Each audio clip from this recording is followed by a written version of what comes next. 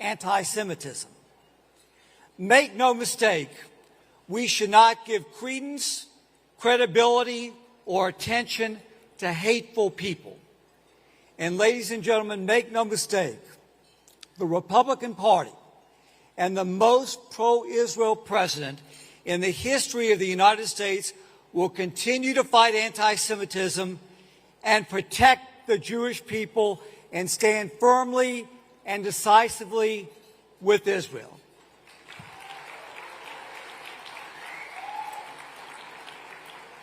Ladies and gentlemen, may God bless you all, and may God bless the United States of America. Thank you all very much.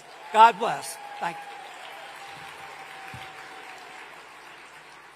Please welcome the co-founder of the Gaza Humanitarian Foundation, Johnny Moore.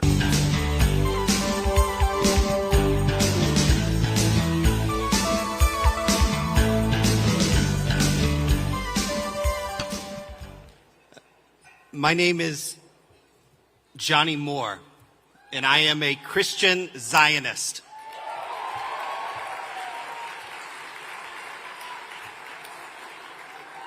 I want to thank you for having me here tonight.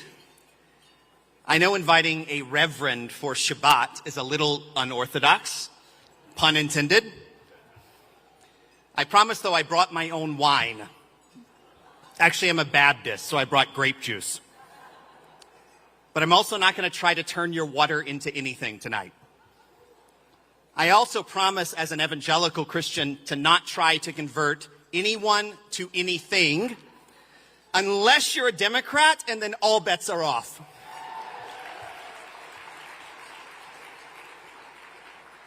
Actually, if anything, I'm here to thank you as the Jewish community for converting us. Because every blessing in my Christian life is the byproduct of your Jewish religion, your culture, your history, and your values.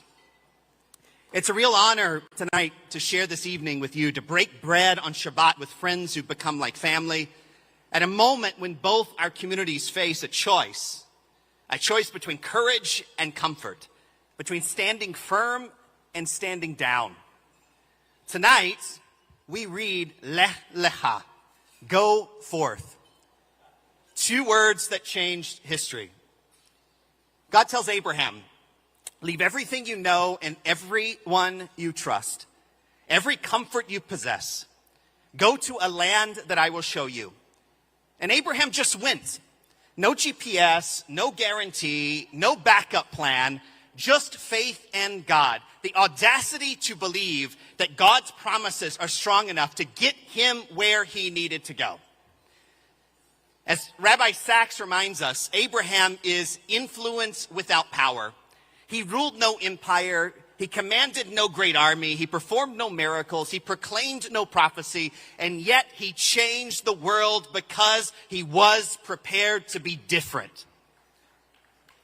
And I stand before you tonight as a Christian reading a Jewish text. And I'm struck by how precisely these ancient words speak to our present moment. Lech Lecha isn't just Abraham's story, it's our story. It's the story of every Jew who refused to cower to anti-Semitism. The story of every Zionist who said next year in Jerusalem when it seemed impossible. The story of evangelicals like myself, of Christian Zionists who decided that silence in the face of evil is never an option. See, going forth means leaving comfort, the comfort of what everyone thinks, to embrace the conviction of what God actually says. It means to stand with Israel even if the UN vote is 150-1. It means calling evil by its name when the world calls it context. It means saying never again and actually meaning it when it costs you something. You know, I'm proud to be an evangelical for many reasons, but especially for this. When the world told us to quiet down about Israel, we went forth and we shouted louder. When October 7th happened and the equivocators began their gymnastics, they're still doing it, by the way, we went forth immediately, unequivocally, and unapologetically.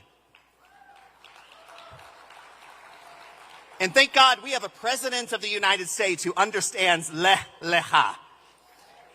When everyone said the embassy couldn't be moved to Jerusalem, President Trump said, "Watch me." When the foreign policy establishment said peace was impossible, he delivered the Abraham Accords. When Iran menaced the entire region and the world, he acted with clarity and with strength. When Iran's nuclear facilities stood there, they ended up obliterated, a failed terrorist regime humiliated. That's what leha looks like when the world's most powerful nation chooses moral courage over conventional wisdom. Our president, he doesn't fret about the cocktail party circuit where I live in Washington, D.C. He just gets the job done every single time. But you know, God doesn't just tell us to go. He also promises to bless us along the way.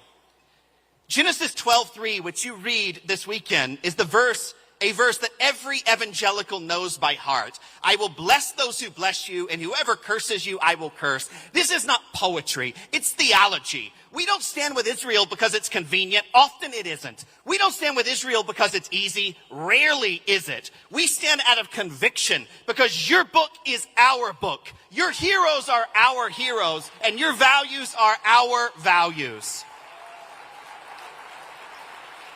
The equation is really quite simple. When America blesses Israel and remains the best home for the Jews outside of Israel itself, then America will be blessed.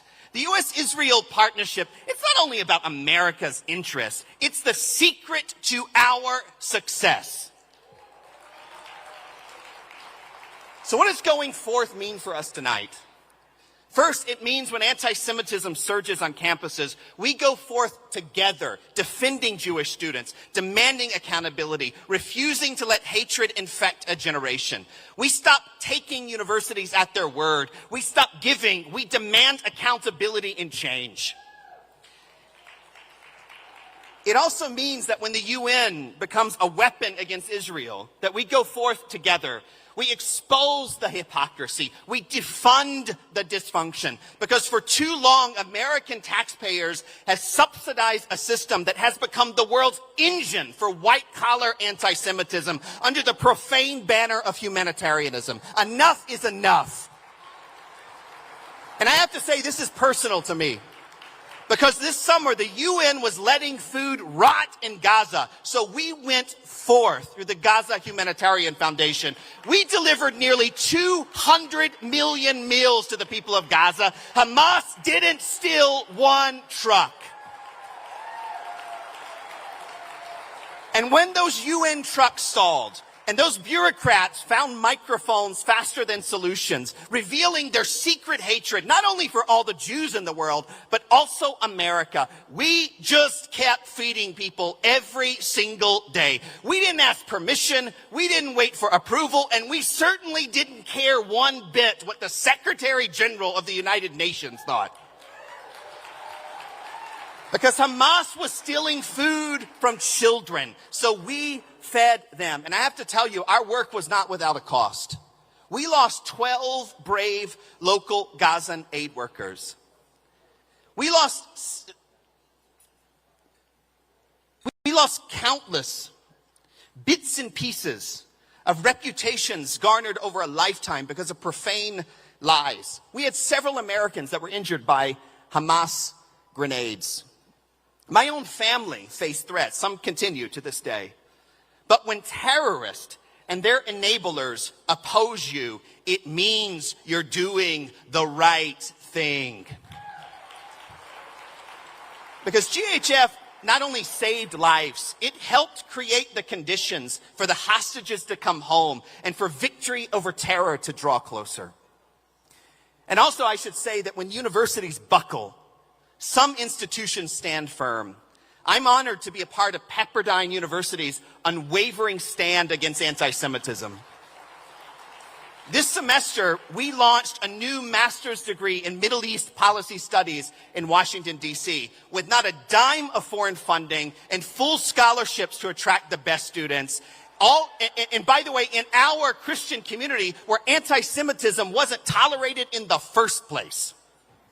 I'm proud to be here tonight and to tell you that our Christian university, the highest ranked Protestant school in America, that the majority of our first cohort of Middle East Studies students are Jewish students, because that's what friendship looks like in practice. Going forth is the 750,000 evangelical Christians that give every single year to help the International Fellowship of Christians and Jews help the people of Israel all over the world. You know,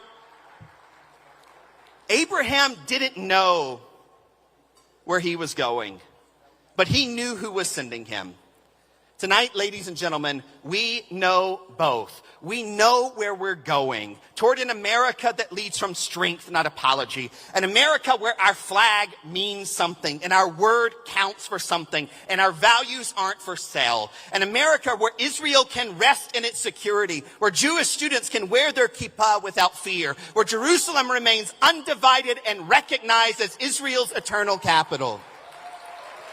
And we also know who sends us. It's the God of Abraham, Isaac, and Jacob. The God who keeps his promises. The God who chose a people and gave them a land and told the rest of us that how we treat them will determine how we're treated and how we're remembered. Senator Scott knows this. Senator Graham knows this. And President Trump has proven again and again that he knows it too, better than anyone. That's why America is back. That's why Israel's enemies are on their heels. That's why our friends sleep better at night and our enemies fear to close their eyes. So, on this Shabbat, as you read about Abraham's courage, remember, his courage is our inheritance. We didn't choose to be born in a time when going forth would be required as it is today, but here we are. The call has already come. The only question is whether we'll answer. But I'm here to tell you tonight that evangelicals have answered the call. We've already gone forth. We will not turn back. 700 million of us worldwide. So let's go forth together. Because here's what I can promise you. You will never be alone with us around, never afraid, never apologetic. We will be proud Christians and proud Jews, staring down the darkness, daring evil to try us, as we light candles from here to Tel Aviv and from Washington to Jerusalem, with the light that has guided the world since creation. Together, unstoppable, faithful to God and to each other. So may God bless America. May God bless Israel. May God bless this partnership which no force on earth will break. Shabbat Shalom.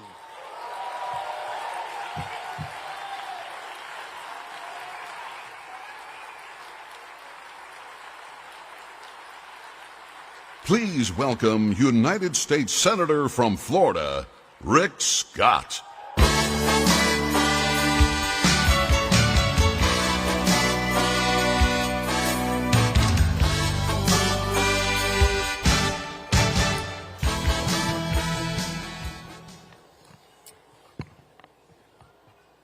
Well, first off and most important, I want to thank everybody for all your support. I've had two governor's races and two Senate races, and so many people in this room have been part of those elections, so I want to thank you from the bottom of my heart. And thanks for electing Republicans.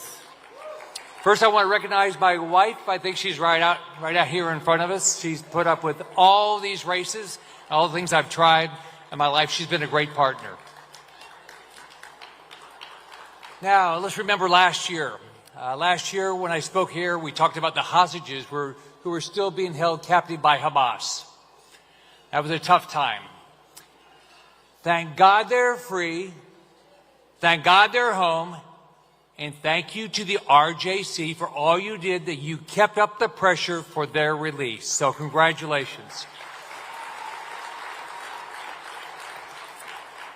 As soon as October 7th happened, I put a poster up in front of my office that had of all the hostages. And I wanted every person that walked into my office to see exactly what Hamas was doing. The faces of the the faces of these individuals, of these Hamas terrorists were holding. We tweeted a story out every day about a hostage. We didn't want anybody ever to forget what happened. Too many people want the world to forget what happened and the terror that Hamas created, not Israel.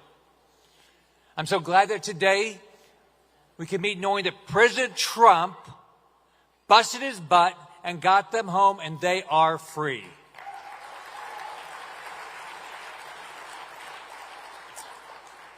I want to thank Matt Brooks and Norm Coleman for their relentless efforts leading the RJC, and they've done a great job. From the first time I came here, this has gotten to be a bigger and bigger group every year.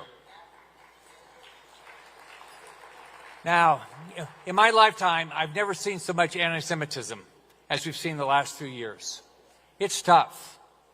Thank God we have President Trump in the White House, but there are still severe pockets of anti-Semitism across the country that have to be stamped out. The RJC has been vital for helping fight back by helping elect great candidates who will support our Jewish communities and our great ally, the only democracy in the Middle East, Israel.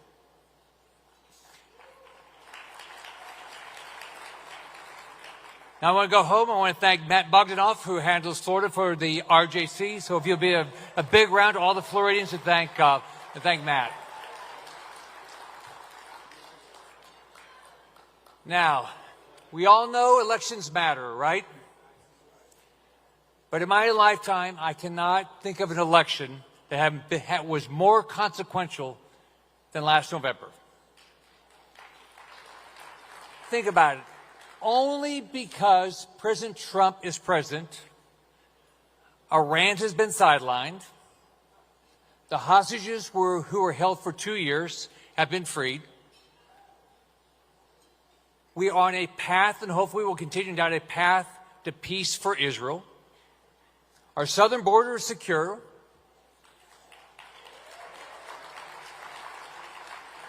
Poorly run cities like Washington, D.C. are finally safe. Residents can walk around. Families have more rights than criminals and the homeless. When I got to D.C., especially during the Biden administration, there were just homeless shelters everywhere. Now we could stand here all night and I could list all the great things that have happened since President Trump took office just a little over 9 months ago. But think about it. What if he didn't win? Iran would have a nuclear weapon. Terrorists would be trying to wipe Israel off the face of the earth. Jewish students wouldn't be able to be safe at their college campuses.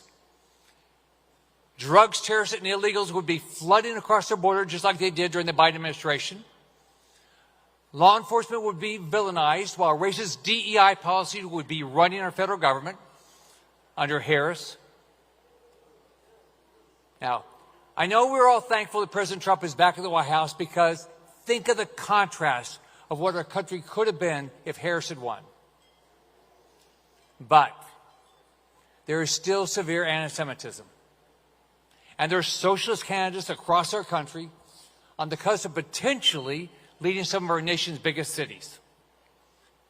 Just look at New York City, where voters are about to elect a radical socialist who is anti-Semitic, anti-police, and anti-capitalism in New York City. Mandamia said, quote, "We have to make it clear that when the boots of the NYPD is on your neck, it's been laced by the IDF." Think about that statement. He's saying that Israel and our law enforcement are fueling violence in our great country. It's not just anti-Semitic, anti-police. Just like socialism, it's evil and it's idiotic. Now think about it. When I was growing up, New York City represented the American dream, a city where anything was possible. You wanted to move to New York City to live the dream of this country. Now it's become the city where Jewish students are attacked, capitalism is shunned, and people like Mandami are celebrated. New York City has benefited from the best system in the world, capitalism. now is villainized, capitalism is villainized by Mandami and Democrats all across this country. But think about it. Socialism isn't new. It's an old, barbaric, discredited idea that's failed every time it's been tried. Look at my state. We have people from Cuba and Venezuela. Those families have fled those countries and the brutal regimes that only stayed in power through death and destruction. And unfortunately, over the course of history, we continue to see anti-Semitism pop up all over the world, but even in our country. And that's why groups like the RJC, AIPAC, and the U.S. Holocaust Museum are so important in the collective fight for the Jewish people and the support of Israel. But it's clear.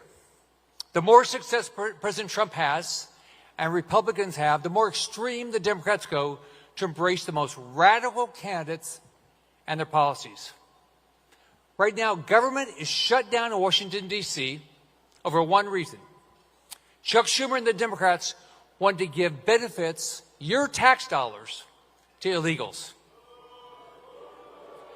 They want to make sure that your tax dollars pay for trans surgeries and abortion. Our military, TSA workers, FAA aren't getting paid. Democrats are putting illegals, abortion, and trans surgeries above all these hard-working federal workers. Now, despite the fact that we're not getting paid, all these individuals getting paid? Guess who is getting paid? Chuck Schumer, the Democrats, all of Congress is getting paid. It's so messed up. Since I got to the Senate, I've had a bill, no budget, no pay.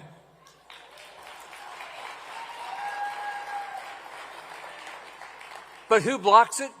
Chuck Schumer and the Democrats. We shouldn't get paid if we don't do our job. I'm a business guy. I never got paid if I didn't do my job. We didn't pay people that didn't show up to work. So we have to get the budget done. But this is today's Democrat Party. And it's actually the future of the Democrat Party. It's funded by people like George Soros and other socialist, anti-Semitic millionaires and billionaires. These camps run on, quote, free everything. It sounds really nice to everybody, but it has never worked. And the crazy thing is that Democrats like Gavin Newsom and Mandami lie about how they grew up. They grew up that they struggled. They struggled so they can be relatable. But guess what? They're both elites who grew up wealthy. I actually grew up poor. I actually lived in public housing. I didn't have to lie and make up some story about how my family struggled. I never met my dad. My adopted dad had a 6th grade education. And he fought in the Second World War. He was one of 3,000 individuals that did all 4 combat jumps with the 82nd Airborne.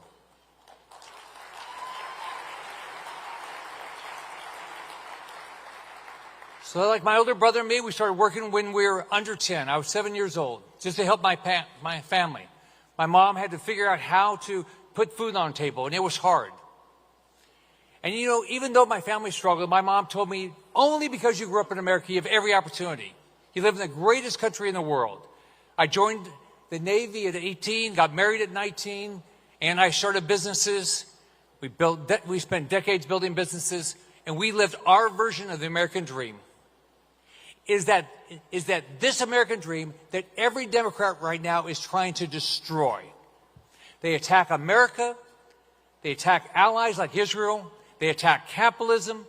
They attack freedom. They attack anyone who has made money. They attack success. And they have to fabricate their stories about struggling. They wouldn't even understand the true horrors of socialism because they haven't led it. They like to attract President Trump for every word he says. But maybe if they were tolerant, like they say they were, they would see that Israel is the greatest champion for human rights in the Middle East.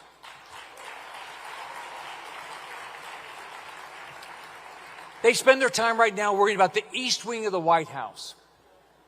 Maybe Gavin Newsom should worry more about not letting communities like Pacific Palisades burned down because he doesn't care about preparing for wildfires. Maybe Mondami should focus on bringing the cost of living down in New York City by cutting taxes and reducing regulations, rather than trying to open up grocery stores. Think about it. Here's a guy that grew up rich, has never worried about being fed. Maybe he should go down to Cuba and see what it's like to see a bread line. His goal is to turn New York City into New Havana. Then we've got Michigan. Michigan wants to tax the rich.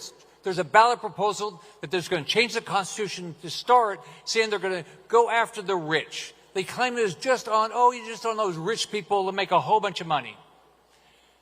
That's how it all starts. But eventually they tax everyone because it never works. It's never enough money. Think about right now. How much would it take if we took everybody's income and we wanted to pay off the deficit this year? What do you think? If we took everybody's income, if they made $10 million, $1 million, 500,000, we'd have to take everybody's income to balance the budget this year if you made more than $100,000. It's never enough. Now, when I was governor of Florida, I've worked hard to make sure, that was a good job, by the way. And Byron Danon is here, and he's going to do a great job. He's going to do a great job. I hope everybody helps him. So what do? We tried to say, we worked our butts off to get everybody a job. We had 1.7 million jobs. We tried to become #1 higher education, top 5 in K-12 education, and we wanted to make sure everybody lived in a safe community. We cut taxes and fees. We made the place to where everybody wanted to move to Florida. We changed the Constitution, so we made it almost impossible to raise taxes. How many people have moved to Florida? A few, right? Now think about it. There's a reason that people are moving from New York. When I was governor, we became the 3rd biggest state we passed New York. And guess what? AOC's mom moved to Florida. Where's President Trump? He's in Florida. Why? Florida values freedom. We fight against anti-Semitic BDS policies, and Randy Fine's here, and he's been a leader. I just ran a banner over New York City beaches, and it said, "Hate socialism, us too, move to Florida." And some people say, aren't you worried you're going to get all those socialists? No, they stay. So that's why we've added way more Republicans, because we're the free state of Florida. Now, let me just close. And let's just slow down and think about this. Great nations don't automatically last forever. Every day, people around the world are desperately trying to get into our great country. We are the greatest nation in the world. We cannot be torn up from within, and that is why we all need to continue to support our great President Donald Trump and bust our butts to make sure we win every state and every local election, and that's how you win national elections. So I want to thank everybody for the opportunity to be here, and let me just finish with one thing I just want to say. I want to be clear about something. If you want to be anti-Semitic, there's already one political party that features that. Our side cannot tolerate anti-Semitism.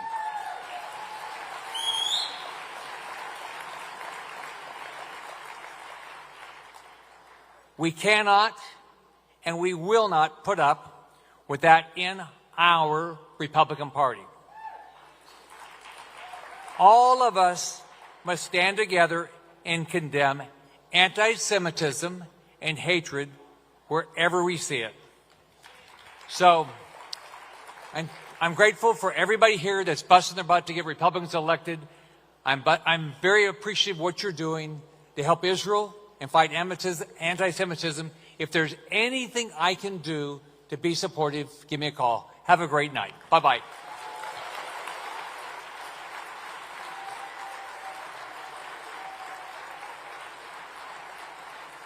Please welcome pro-Israel activist and influencer, Emily Austin.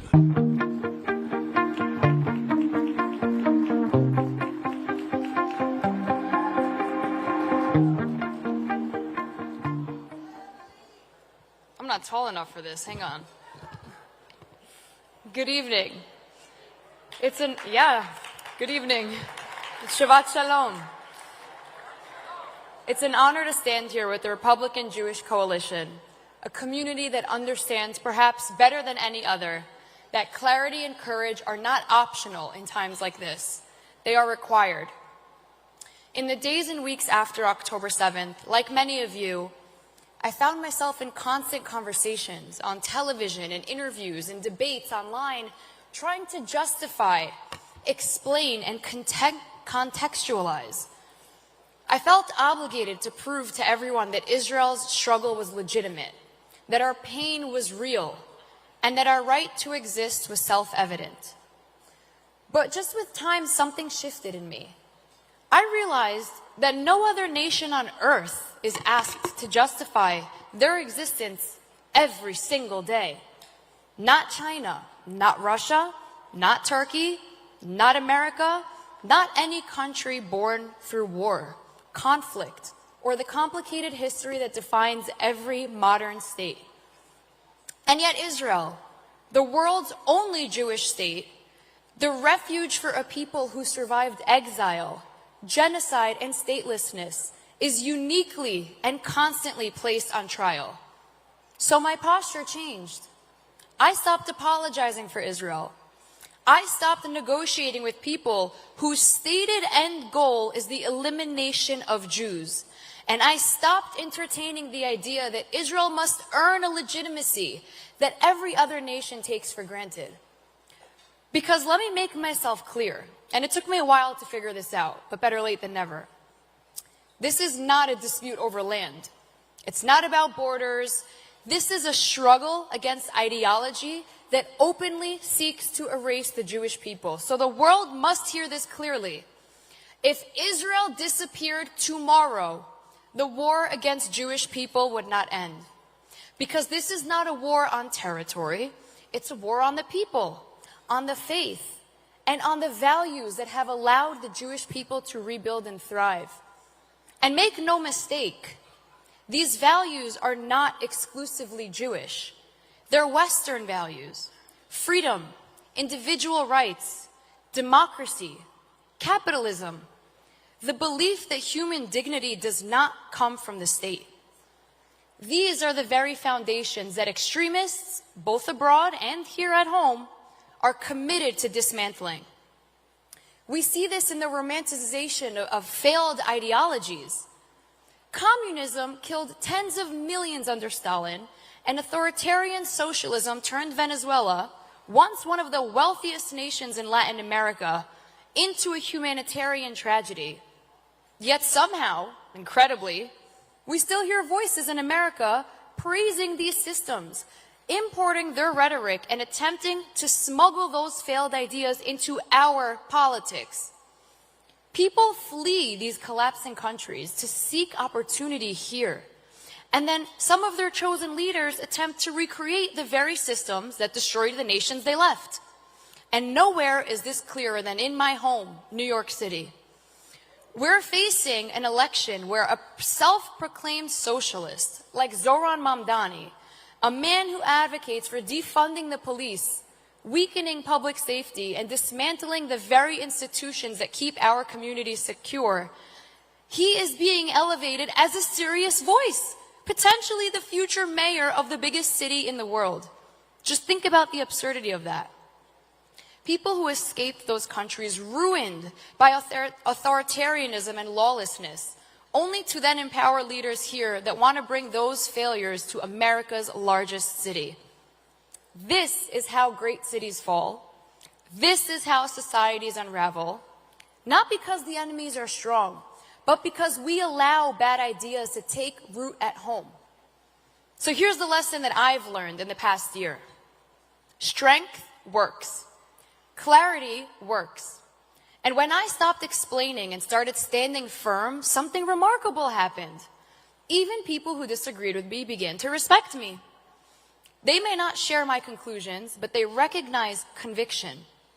They recognize when someone speaks from principle instead of fear.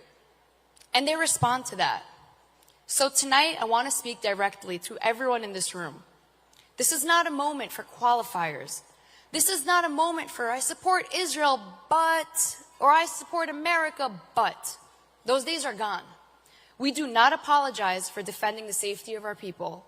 We do not apologize for standing with the only democracy in the Middle East. And we do not apologize for refusing to negotiate with those who celebrate murder, reject coexistence, hate America, and seek the destruction of an entire nation of people.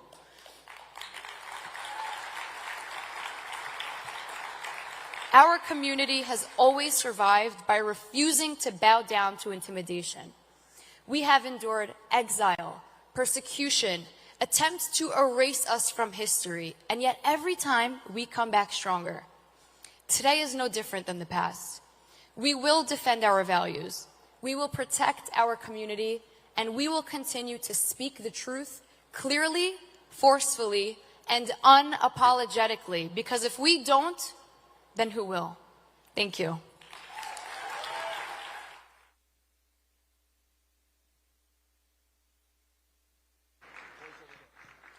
Ladies and gentlemen, dinner is now served.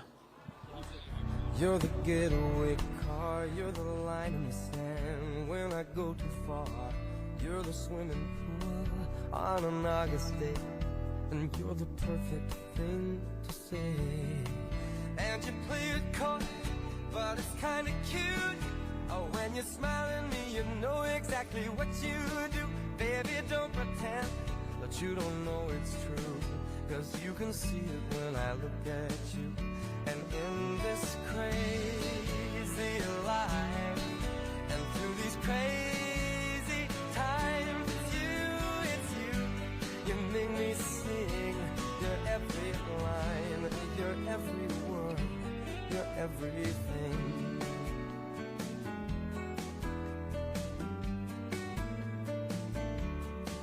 You're a carousel, you're always well, and you light me up when you ring my bell. You're a mystery, you're from outer space, you're every minute of my everyday. And I can't believe that I'm your man, and I get to kiss you, baby, just because I can. Whatever comes our way, I will see it through. And you know that's what our love can do. And in this crazy life, and through these crazy times, it's you. You make me sing your every line, your every word, your everything.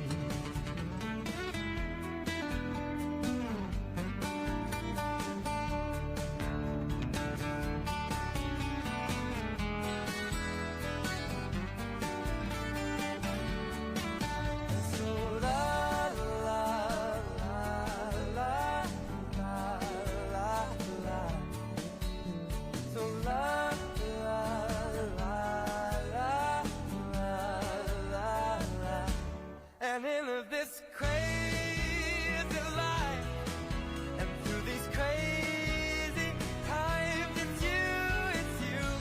You make me sing your every line, your every word, your everything,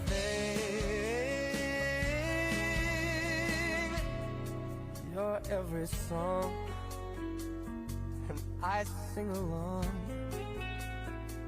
'Cause you're my everything. Yeah, yeah.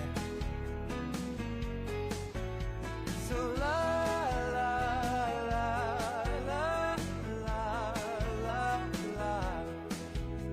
So la la la la la la la la la.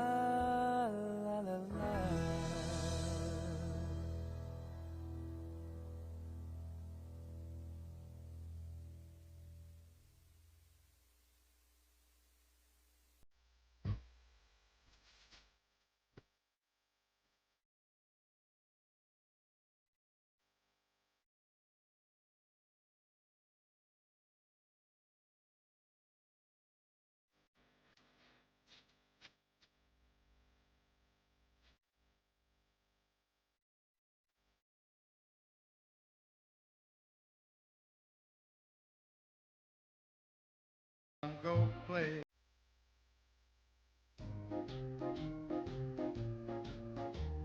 And just a gigolo, and everywhere I go, people know the part I'm playing. Paid for every dance, selling its romance. Oh, the sin. There will come a day, and youth will pass away. What will they say about me? When the end comes, I know they'll say just a gigolos. Life goes on without me. And just a gigolo, everywhere I go, people know the part I'm playing. Paid for every dance, selling each romance. Oh, what they say.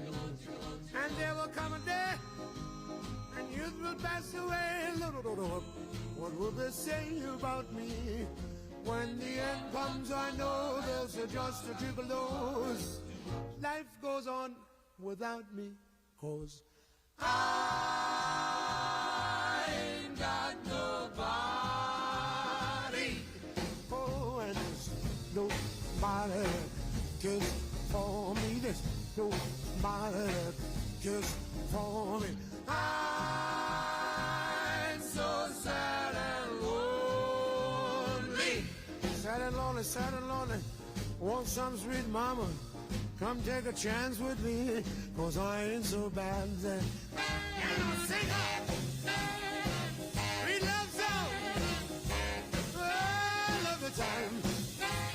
She will only be, Baldi bozi bat, blib up. I ain't got nobody. Oh, and there's nobody that cares for me. There's nobody that cares for me. Nobody that cares for me. Nobody that cares for me.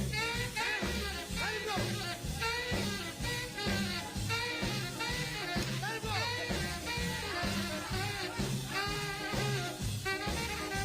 Let it go now. Come on.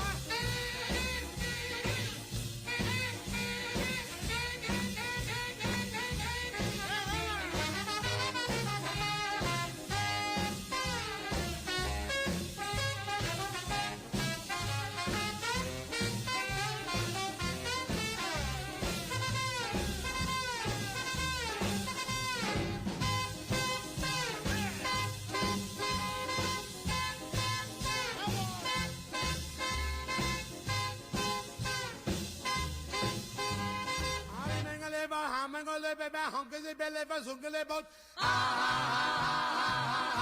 ain't got nobody. Nobody that cares for me. There's nobody that cares for me. I'm so sad and lonely. Oh, lonely, oh, lonely, lonely, lonely. Want some sweet mama, come and rescue me, 'cause I ain't so bad. And I'll sing up, we love song. All of the time. She will only be, only, baby. Baby, how much sugar, darling, I ain't got nobody, baby. And there's nobody, there's nobody, there's nobody, there's nobody, there's nobody, there's no one, there's no one, Ludo, dale, Greenwich, Stasino, over there, nobody, no one,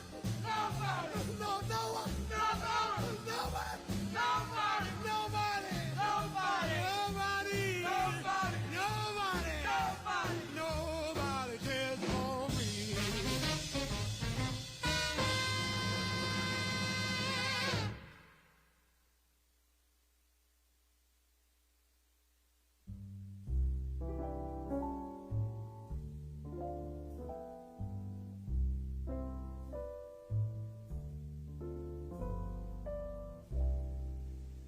Someday, when when I'm awfully low, when the world is cold, I will feel a glow just thinking of you and the way you look tonight.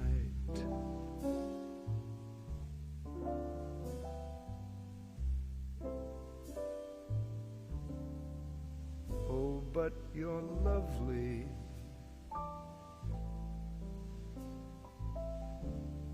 with your smile so warm and your cheek so soft. There is nothing for me but to love you, just the way you look tonight.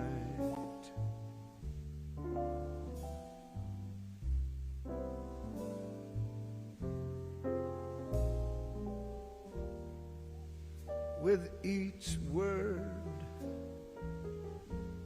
your tenderness grows, tearing my fear apart.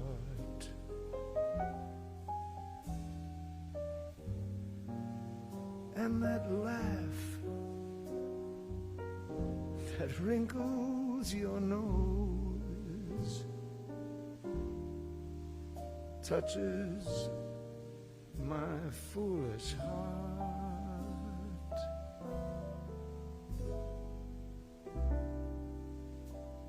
Lovely,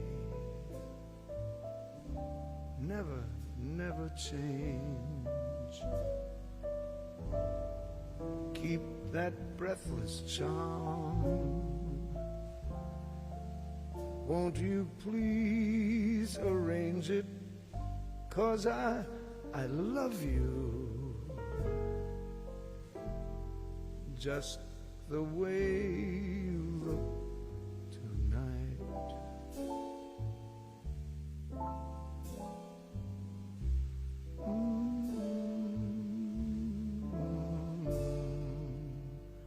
Just the way you look tonight.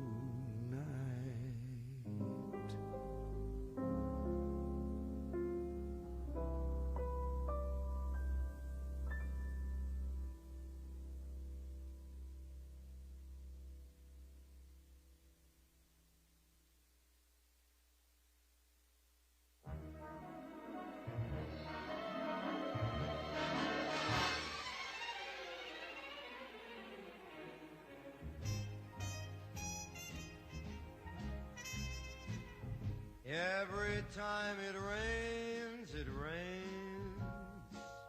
pennies from heaven. Don't you know each cloud contains pennies from heaven?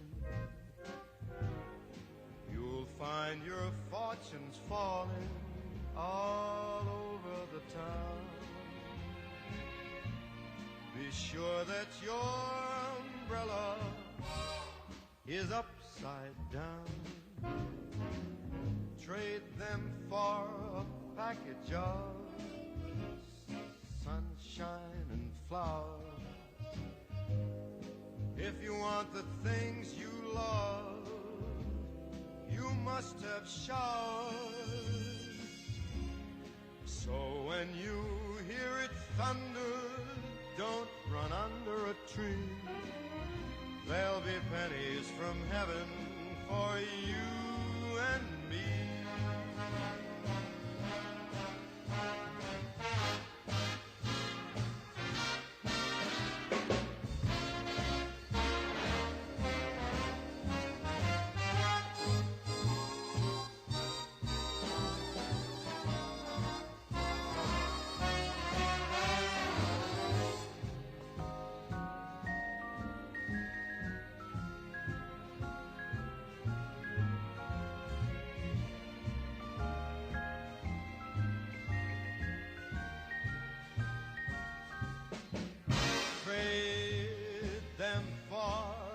package of sunshine and flowers.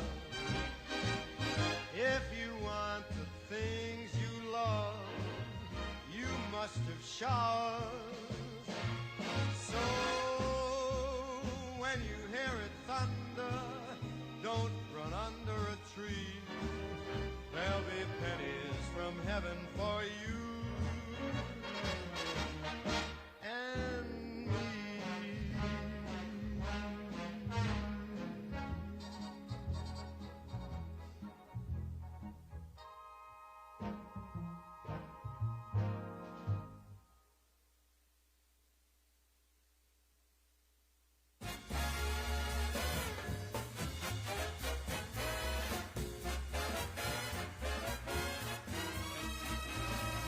I got rhythm, I got music, I got my gal who could ask for anything more. I got daisies in green pastures, I got my gal who could ask for anything more. Old man trouble, I don't mind him, you won't find him around my door. I got starlight, I got sweet dreams, I got my gal who could ask for anything more, who could ask for more.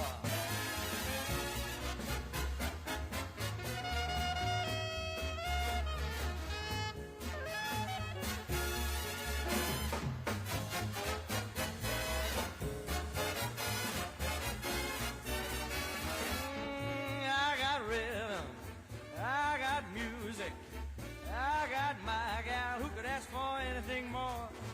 I got daisies in green pastures, I got my gal who could ask for anything more. Old man trouble, I don't mind him, you'll never find him round my door. I got starlight, I got me sweet dreams, I got my gal who could ask for more, who could ask for anything. Anybody wants any more than that out of life is just plain evil.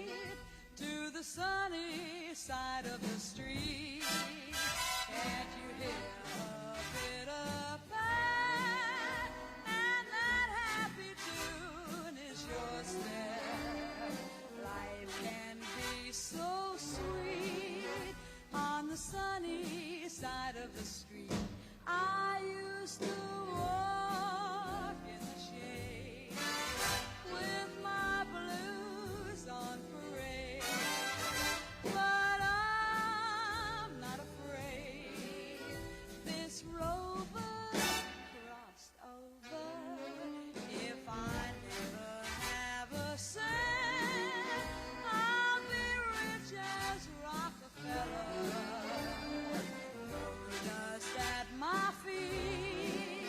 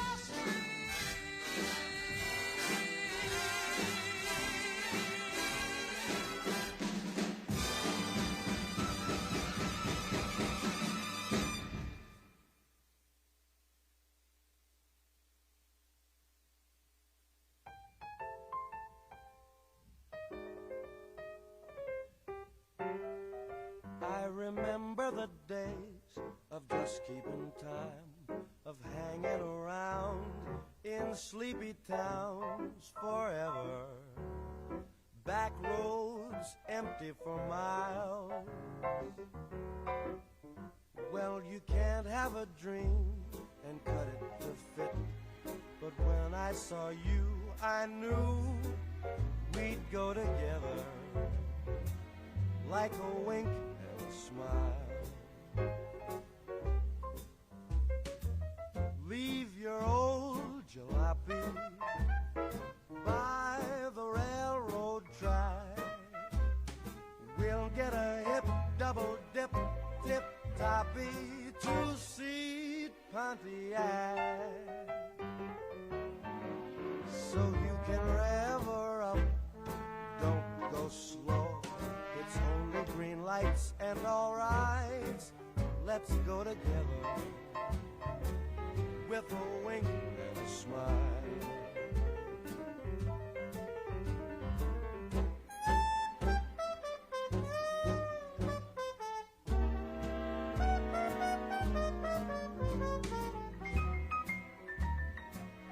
Give me a wink and a smile.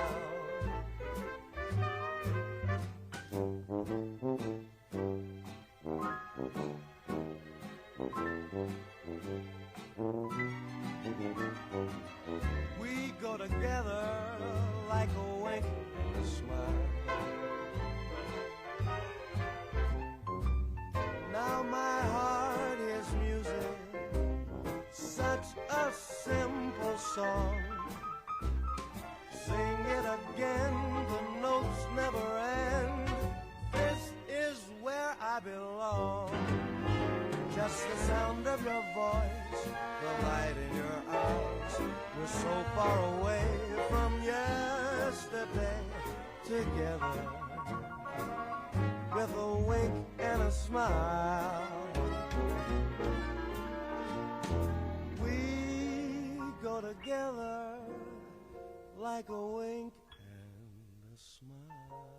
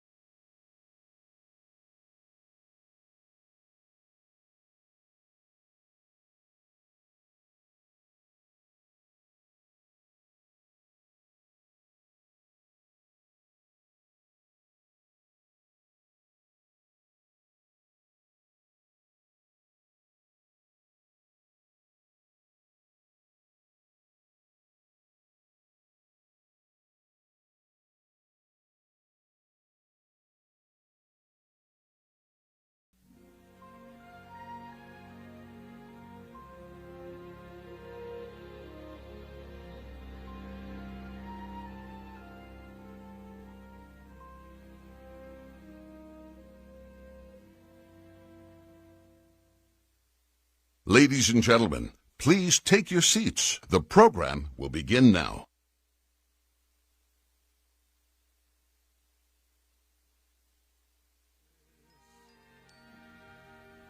So may I say to each of you most gratefully, as I throw each one of you a kiss,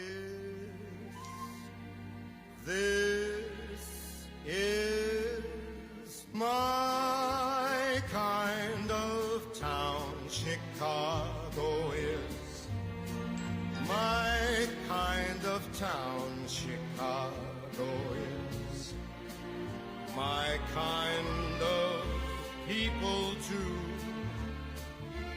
People who smile at you, and each time I roam, Chicago is calling me home. Chicago is why I just grin like a clown. It's my kind of town.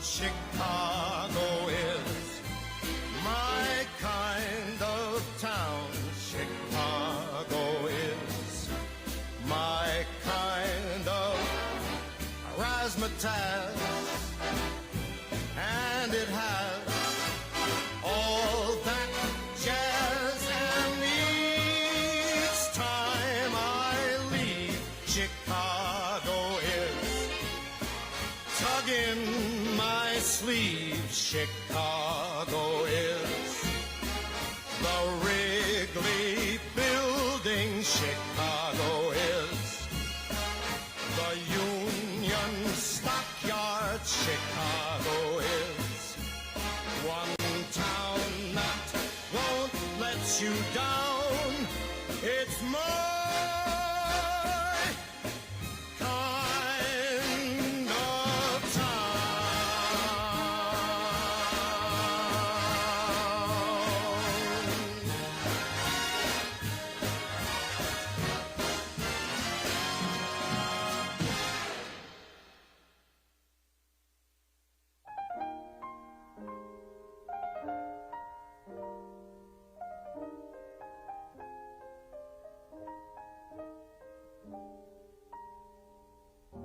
Poets often use many words to say a simple thing. It takes thought and time and rhyme to make a poem sing. With music and words I've been playing. For you I have written a song, to be sure that you'll know what I'm saying. I'll translate as I go along. Fly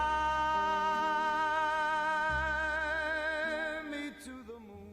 Ladies and gentlemen, please take your seats. The program will begin now.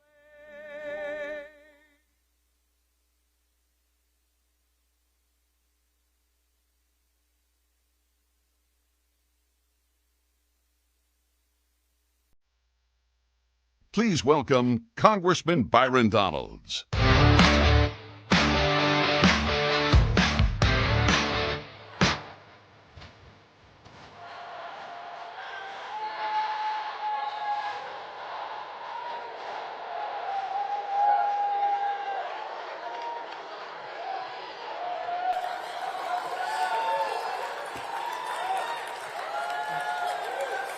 I mean, first of all, thank you, RJC, for the warm welcome. I love you.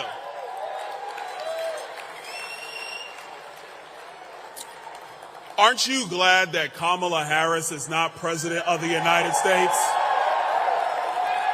I know I'm glad.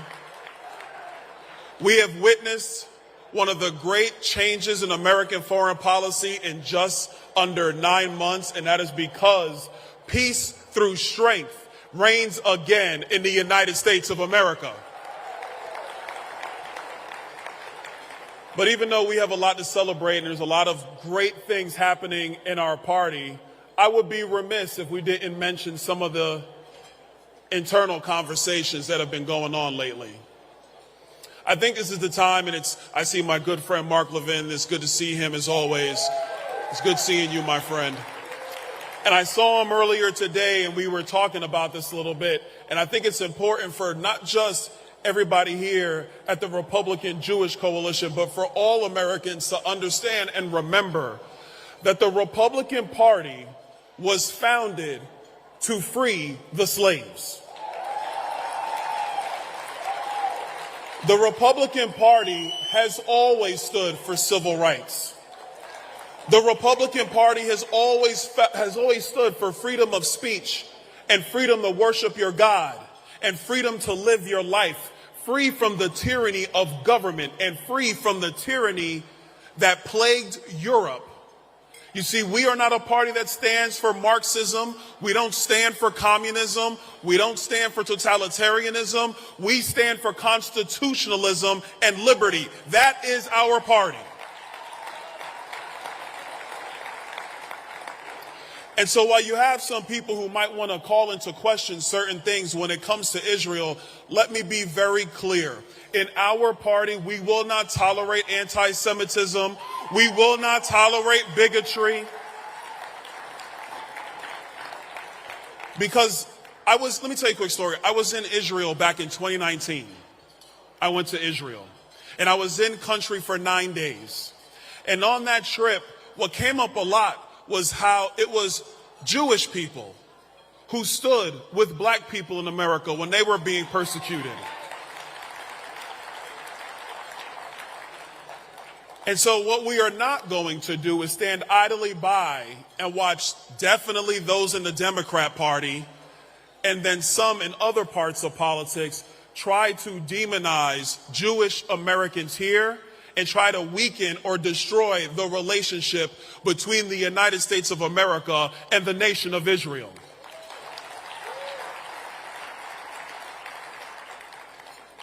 There's another conversation we got to have. We might as well just get to it.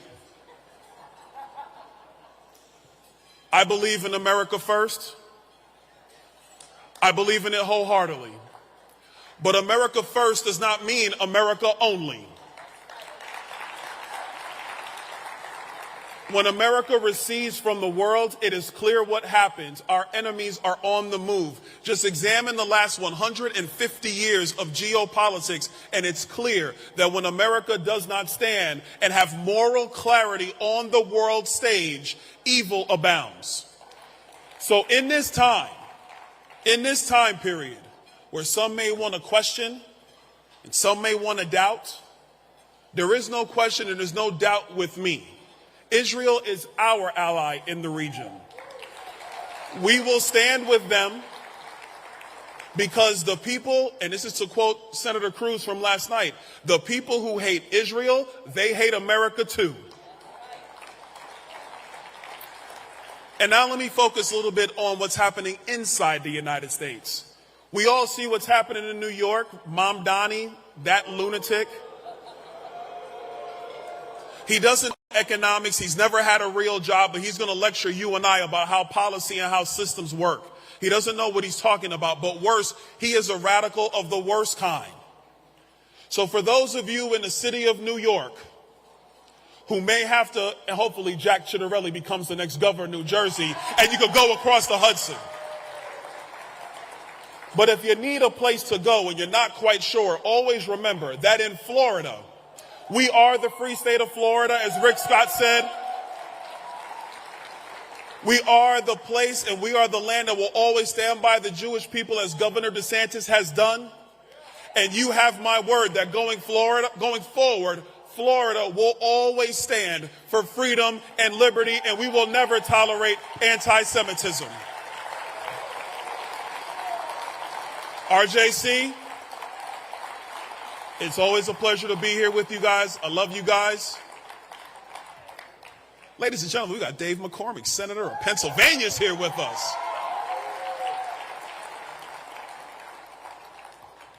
In this time period, and I'll be serious, in this time, there can be no allowance for a lack of moral clarity.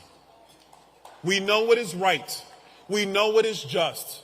Our party has always stood by it, and our party always will. And this coalition of Republicans and the Jewish community, we will always stand together to make sure we stand for the moral good, Judean Christian values, and Western civilization here in the United States of America. God bless you guys. God bless you. God bless Israel. God bless America.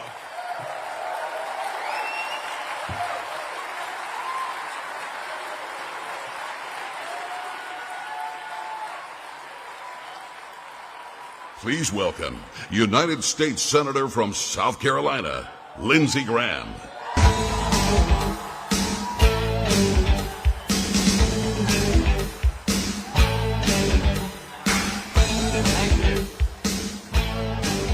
Thank you. So many people have told me that they love me. And I want to tell you, I love me as much as you, if not more. But I do appreciate it. How many of you people know who Shecky Green is? Oh, you're about to get some of that. So anyway, if you're looking for an intellectual discussion of the U.S.-Israel relationship, that comes when Dave McCormick speaks later on. But I just want to make it really clear, I'm in the Hitler sucks wing of the Republican Party.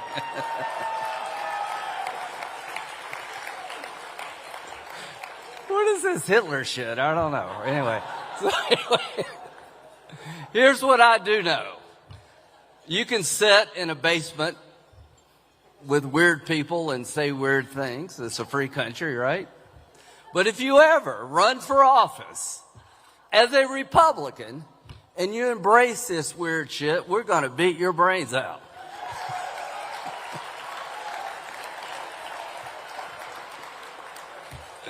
If you're an anti-Semite and you think because somebody loves Israel, their brain is wired, that means you got a brain. Nothing wrong with your brain. We will meet you on the battlefield of political discourse, and we will beat you politically. I want the world to know anti-Semitism, anti-Israel rhetoric, anti-Israel thought is not the road to being elected as a Republican. You will lose. So now we got that out of the way. Speaking of great friends of American Israel, your new ambassador, Ambassador Leiter, is a great man. You're doing a good job. After Ron Dermer, the bar was low, you jumped over it. So he lost his son in Gaza, and God bless you and your family. You're just a great, great man. Ron Dermer. How many of you think Ron Dermer would be a great prime minister one day? I'm giving the first shekel to your campaign. But I want Bibi to hear I said one day, because if he thinks you're going to run soon, you're going to be ambassador to Gaza. So what's life going to be like without Ron Dermer at the helm? I can't even envision that, but I can say this, he'll never go away. In all seriousness, of all the people who've ever served the Jewish state, from generals to prime ministers to people of every stripe, no one has done a better job than you, Ron. Nobody. No general, no prime minister, nobody has fought harder for the Jewish state, more consistently for the Jewish state than Ron Dermer. Nobody. And every great Jewish person comes from Miami Beach, so I like your chances. So Halloween with Jewish people in Las Vegas is scary to some, but I'm enjoying the hell out of it. So I've been asked 1,000 times about this crazy interview. I keep telling people we're good. Our party is good, right, Dave? We're real good. You know, somebody said, how hard is it to stand up for the Jewish state? In South Carolina, not so hard. We figured out at Israel's, if you ask me, you go to college and you ask me a question, why do we spend so much money on Israel, and don't you think they get us involved in problems and blah, blah, blah? I would say you need to pick up a history book. And we have no better friend than the state of Israel.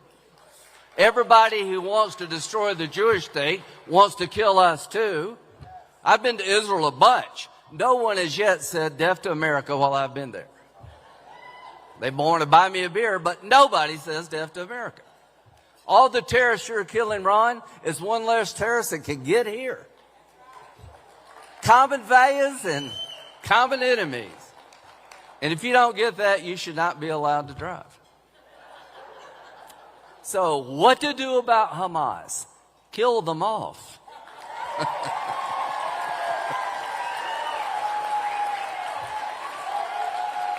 Kill them off. You know why I don't have a pet tiger? There is no such thing as a pet tiger.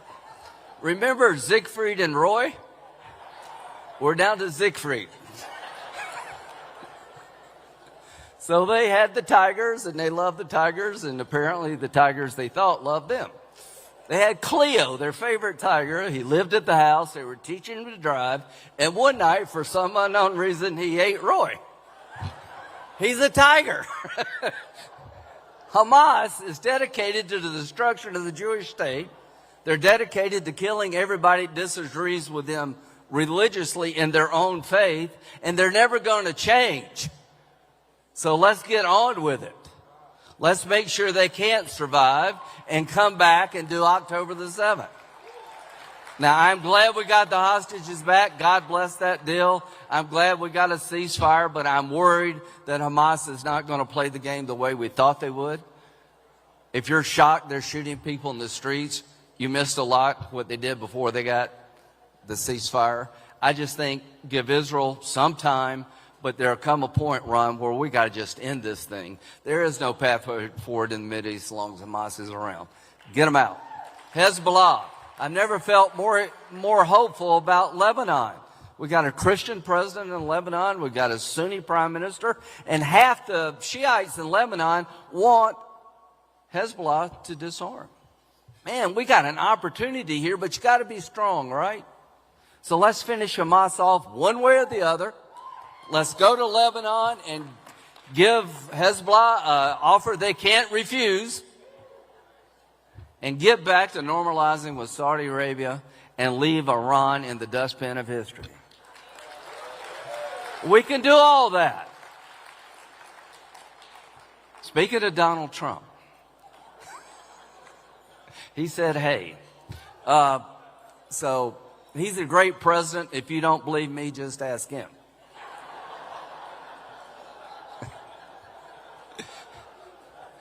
What happened with me and him was we found common ground. I've come to like him and he likes him, and that changed our entire relationship. But he did the Golan Heights thing. Remember, Ron? He said, I called him up, where you at? I'm with BB on the Golan Heights. He said, I didn't know we were in New York. No, that's another Golan Heights. We're over there. He recognized the Golan Heights by tweet because he understood you can't give it back to Syria because they'll use it to kill you. He recognized Jerusalem as capital of Israel. Why? Because if you got a problem with that, take it up with God. He's the guy that did it, not Trump. So I just want to say, I feel good about the Republican Party. I feel good about where we're going as a nation. We're killing all the right people and we're cutting your taxes.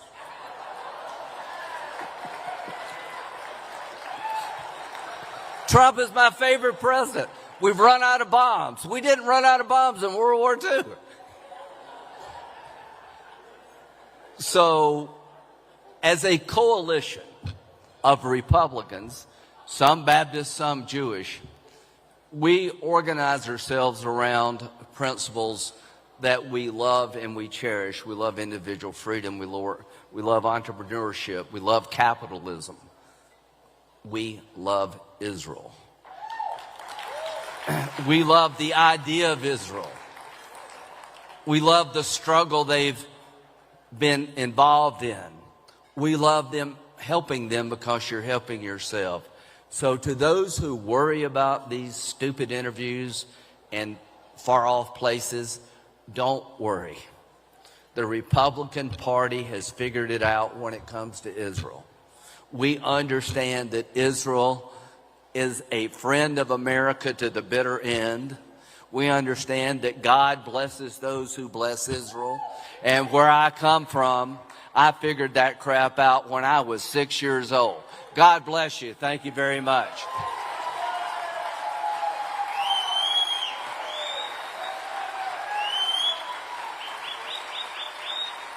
Please welcome Israel's ambassador to the United Nations, Danon.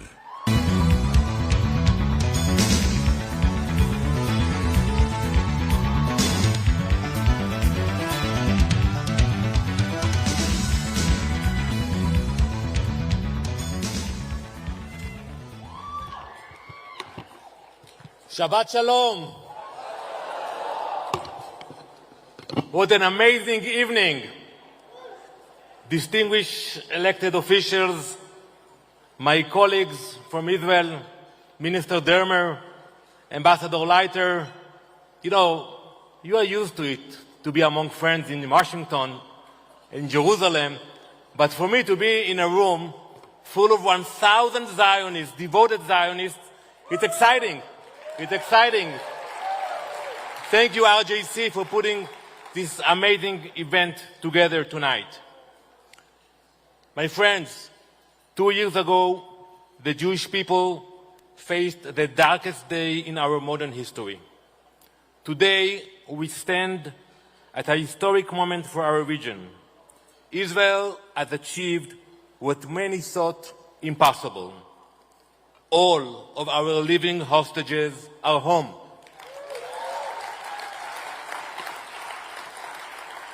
The remains of 17 fallen hostages have been recovered and given the dignity of a proper burial. Hamas has finally been forced to accept what it rejected from the start, to return the hostages and to disarm. This moment was not born of luck. It was the result of a unique combination of conviction and courage. It came at a heavy cost, the sacrifice of our soldiers who fought like lions to defend our people. We owe a great deal of thanks to Prime Minister Netanyahu,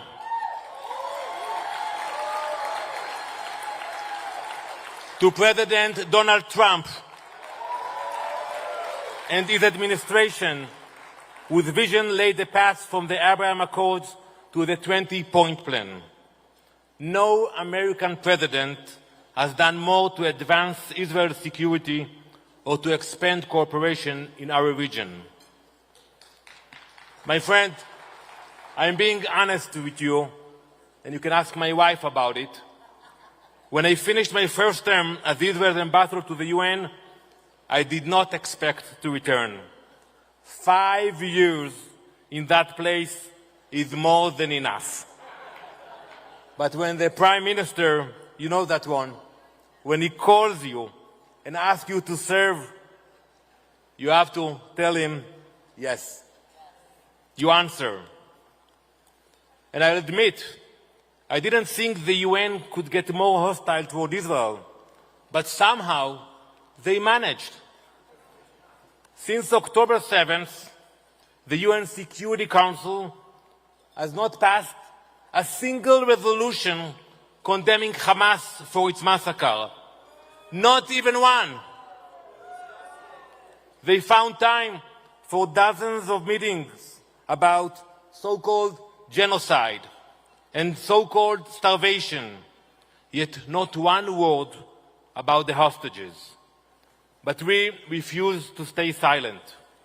We brought the voices of former hostages, Mi Hashem, Noah Argamani, Eli Sharabi, and many more into the halls of the UN, so the world would hear the unimaginable cruelty they endured. Week after week, we reminded the world who started this war and that it cannot end until every hostage is home. Then there is the UN Secretary General, Antonio Guterres. He hasn't visited Israel since October 7th. Let's think about that for a minute. The UN was established 80 years ago, after the Holocaust, after the Second World War, to prevent the atrocities we saw that day. And after the worst slaughter of our people since the Holocaust, you would expect the Secretary General to take one of his private jets and visit the communities of Sderot, Kfar Aza, Nir Oz. So when I arrived to the UN, I confronted him. I had a personal relationship with him. My family had hosted him for many, many Shabbat dinners. And I told him, I asked him, why have you not come to Israel? It's basic. You are the Secretary General of the United Nations. You know what he told me? He told me, Danny, the Prime Minister never sent me a formal invitation. That is shameful. Shameful. We also face legal warfare. The efforts of the ICJ and the ICC to constrain Israel's right to defend itself. Next week, after we will finish this beautiful gathering, I will go back to the UN and we're going to have a debate on Monday about the question whether Israel should cooperate with UNRWA. I will remind them, my colleagues, that this agency, it was corrupted by Hamas as a breeding ground for terror before October 7th, whose employees carried out the massacre and whose ties to terror remain unbroken to this day. I will remind them of Jonathan Samerano, Zichrono Levracha, murdered and kidnapped by an UNRWA employee and driven into Gaza in a UN vehicle. Let me say it clearly tonight, and maybe you can tell them that before Monday. No advisory opinion of the ICJ, no report, no resolution will change our minds. Israel is done with UNRWA.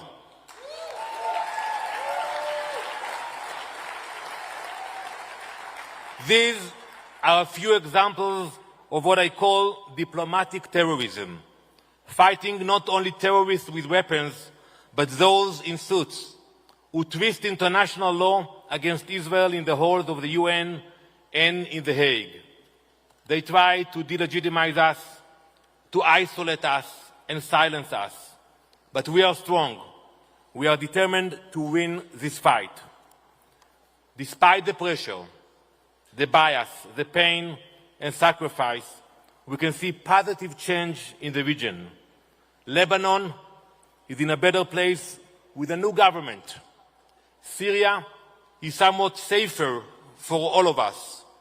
We have restored deterrence on multiple fronts, from Gaza to Yemen to Iran, so we can be proud of our soldiers, our sons and daughters,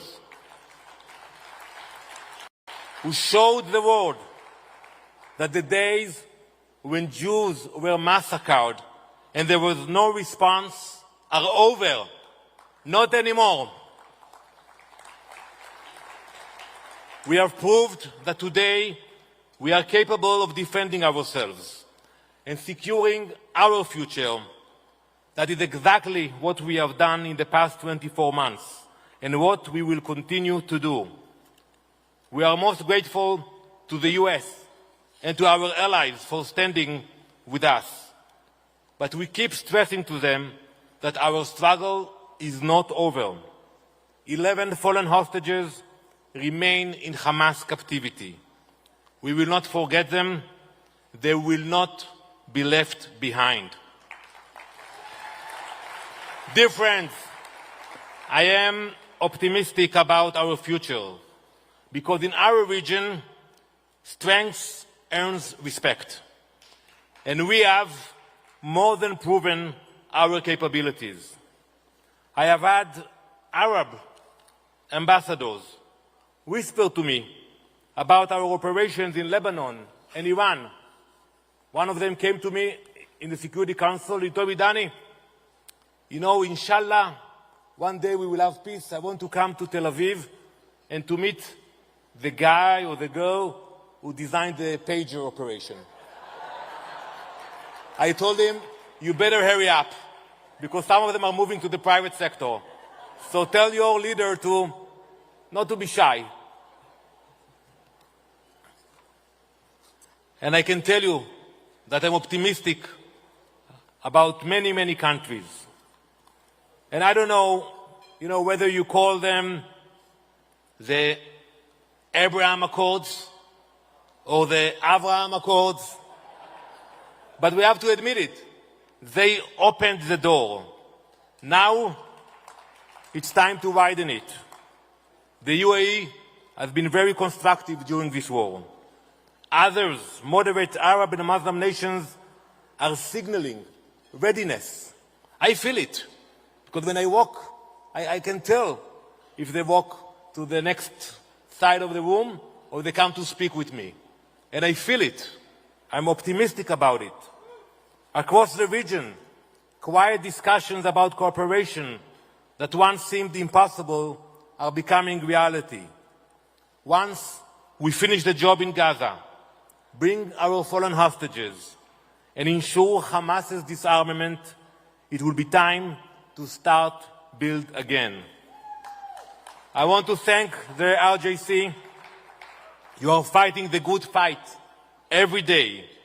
You are making sure our voices are heard loud and clear in Congress, on campuses, and I see so many young leaders here today.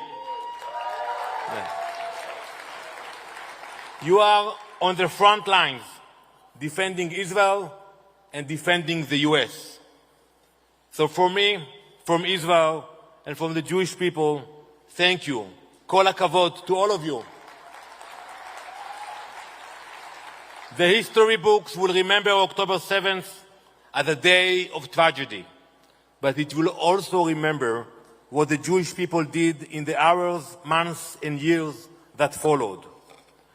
How our nation stood united, resilient, and strong. Despite pressure from the entire world, we remain strong, and we will ensure that no one is left behind. I want to thank you for your commitment and partnership. Together, we will keep playing offense. Together, we will prevail. Thank you very much, and Shabbat Shalom.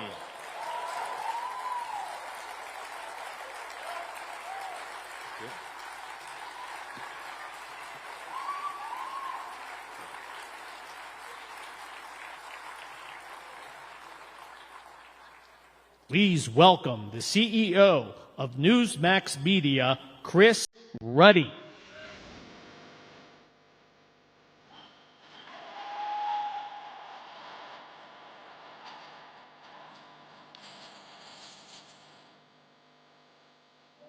These are hard acts to follow. Danny, Lindsey, Byron.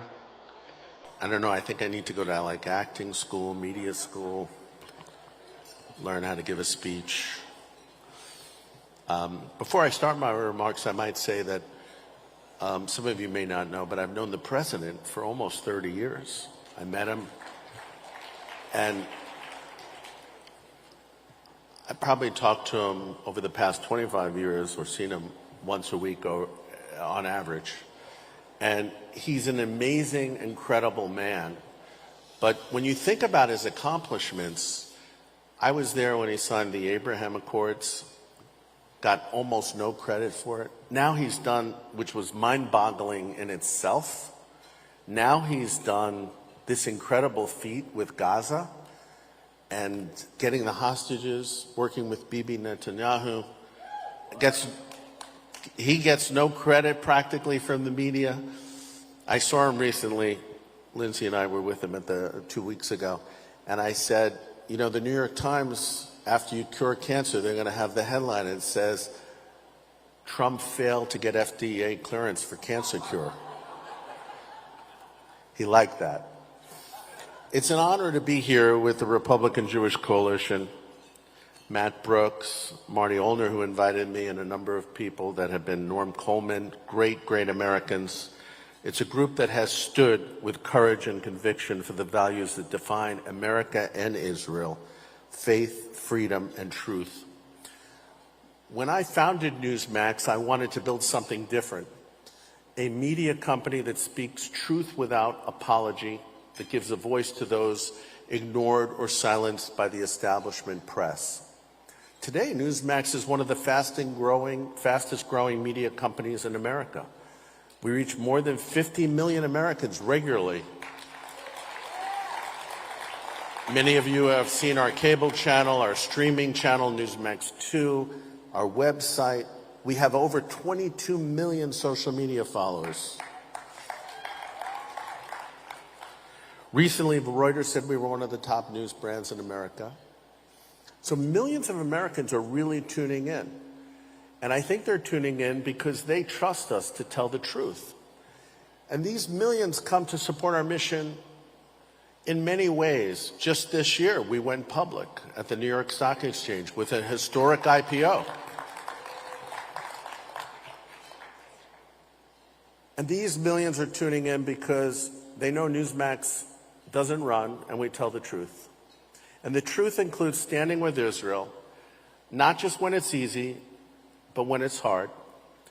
I was only 19 years old when I first traveled to Israel to study at the Hebrew University. Menachem Begin was the prime minister at the time. I remember it very well. But I was a little shocked as a teenager discovering how many lies there were about media, in the big media, about Israel. And what's incredible is all these years later, things haven't changed. They've actually gotten worse. The media continues to twist the facts, erase the context, often portray Israel, our lone democratic ally in the Middle East, as the bad guy, as the aggressor. I mean, they get attacked on October 7th and they're the bad guy. It's worse today because the liberal media echo chamber is more effective than it was so many years ago. At Newsmax, we're pushing back. We've told the world what really happened on October 7th. We've shown the faces of the victims, the stories of the hostages, the courage of the Israeli people. Because truth matters, and silence in the face of lies is complicity.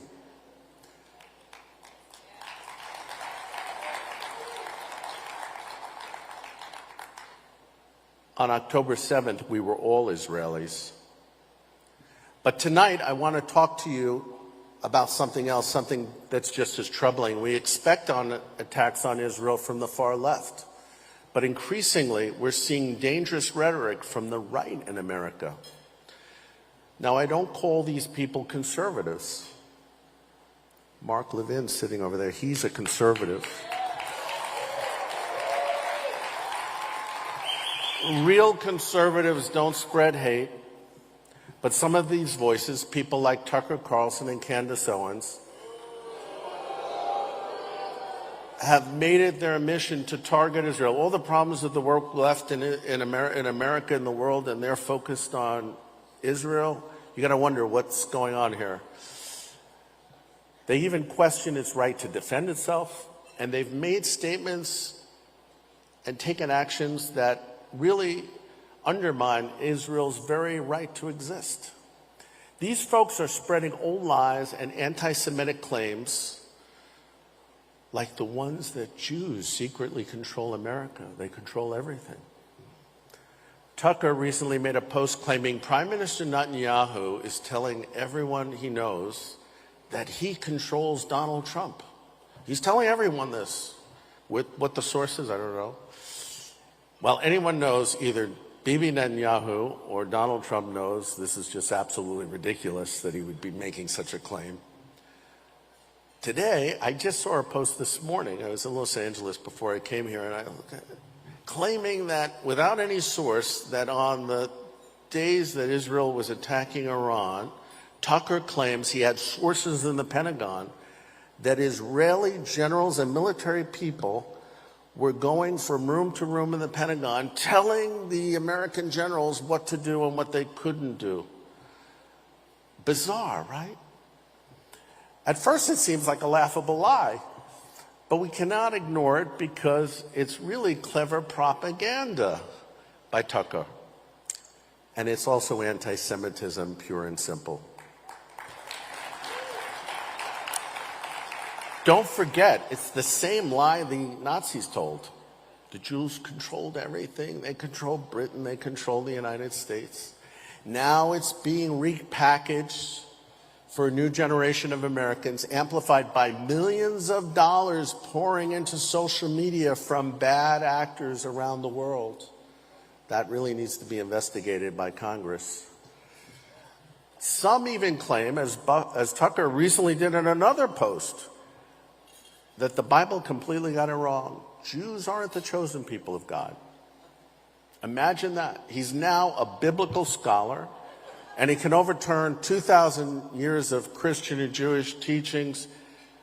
Make no mistake about this. This is an information war we're fighting. I saw it with Ukraine. The same voices who said we shouldn't support Ukraine after Vladimir Putin's unprovoked attack are the same voices the day after October 7th saying we shouldn't support Israel. I can show you the same influences literally the day after. Somebody was coordinating this, folks. They were all saying the same thing, and their line was very clever at the time. It's not our war. We shouldn't be involved. It's very sad what happened. Over time, those arguments have become more hostile, more poisonous. So our discussion today is not about foreign policy. It's about moral clarity at a time of great danger and confusion. I want you to know Newsmax will not waver. We will stand with our friends. We will stand with the people of Ukraine. And if you don't realize that Israel and Ukraine is connected, do a little more research. Listen to Mark's show a few more times in his podcast. We will stand with the people of Israel. Each year, Newsmax celebrates July 4th at the King David Hotel in Jerusalem, honoring our shared democracies. This year, we were going to do our 5th annual celebration. Mike Huckabee was coming. We were a little interrupted by a war. And of course, there was no notice. Just a few days before, we found out the war started. So we postponed the event in August. And guess what? We had a surprise visitor. Bibi Netanyahu came. Sarah Netanyahu came. The Prime Minister spoke about the resilience and unbreakable spirit of Israel's people. He also said that in dark times, Israel will never bow to terror, never surrender its faith, and never forget its friends. It is said, I've said it before, and I believe it even more strongly today, that Benjamin Netanyahu is the Churchill of our time.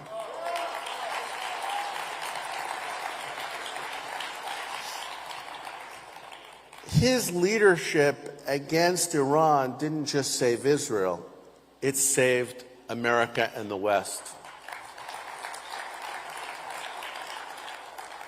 A nuclear-armed Iran would not only threaten Tel Aviv, but New York, London, Las Vegas, Los Angeles, and every city that values freedom.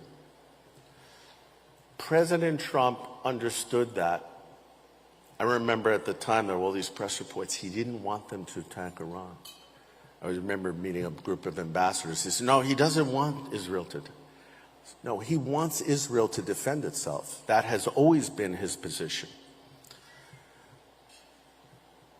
President Trump's courageous decision to support Israel, to stand with Netanyahu, and to withdraw from the Iran deal earlier on, all of these choices mattered. They showed that elections in America have real consequences, not just for us, but for the entire world. So tonight, I want to thank all of you here with the Republican Jewish Coalition for your courage, your advocacy, your faith. The work you're doing matters now more than ever, because this is just not a political fight, it's a civilizational fight. The enemies of truth are loud, but together we can be louder. The enemies of Israel are relentless, but together we can be resolute. And as long as I have a platform, Newsmax will stand on the side of truth, the side of freedom, the side of Israel. And I want to thank you for standing so strong. And I want to say thank you, and God bless America, and God bless not only the state of Israel, the people of Israel, for fighting and being in the danger zone for so long. Thank you, and God bless you.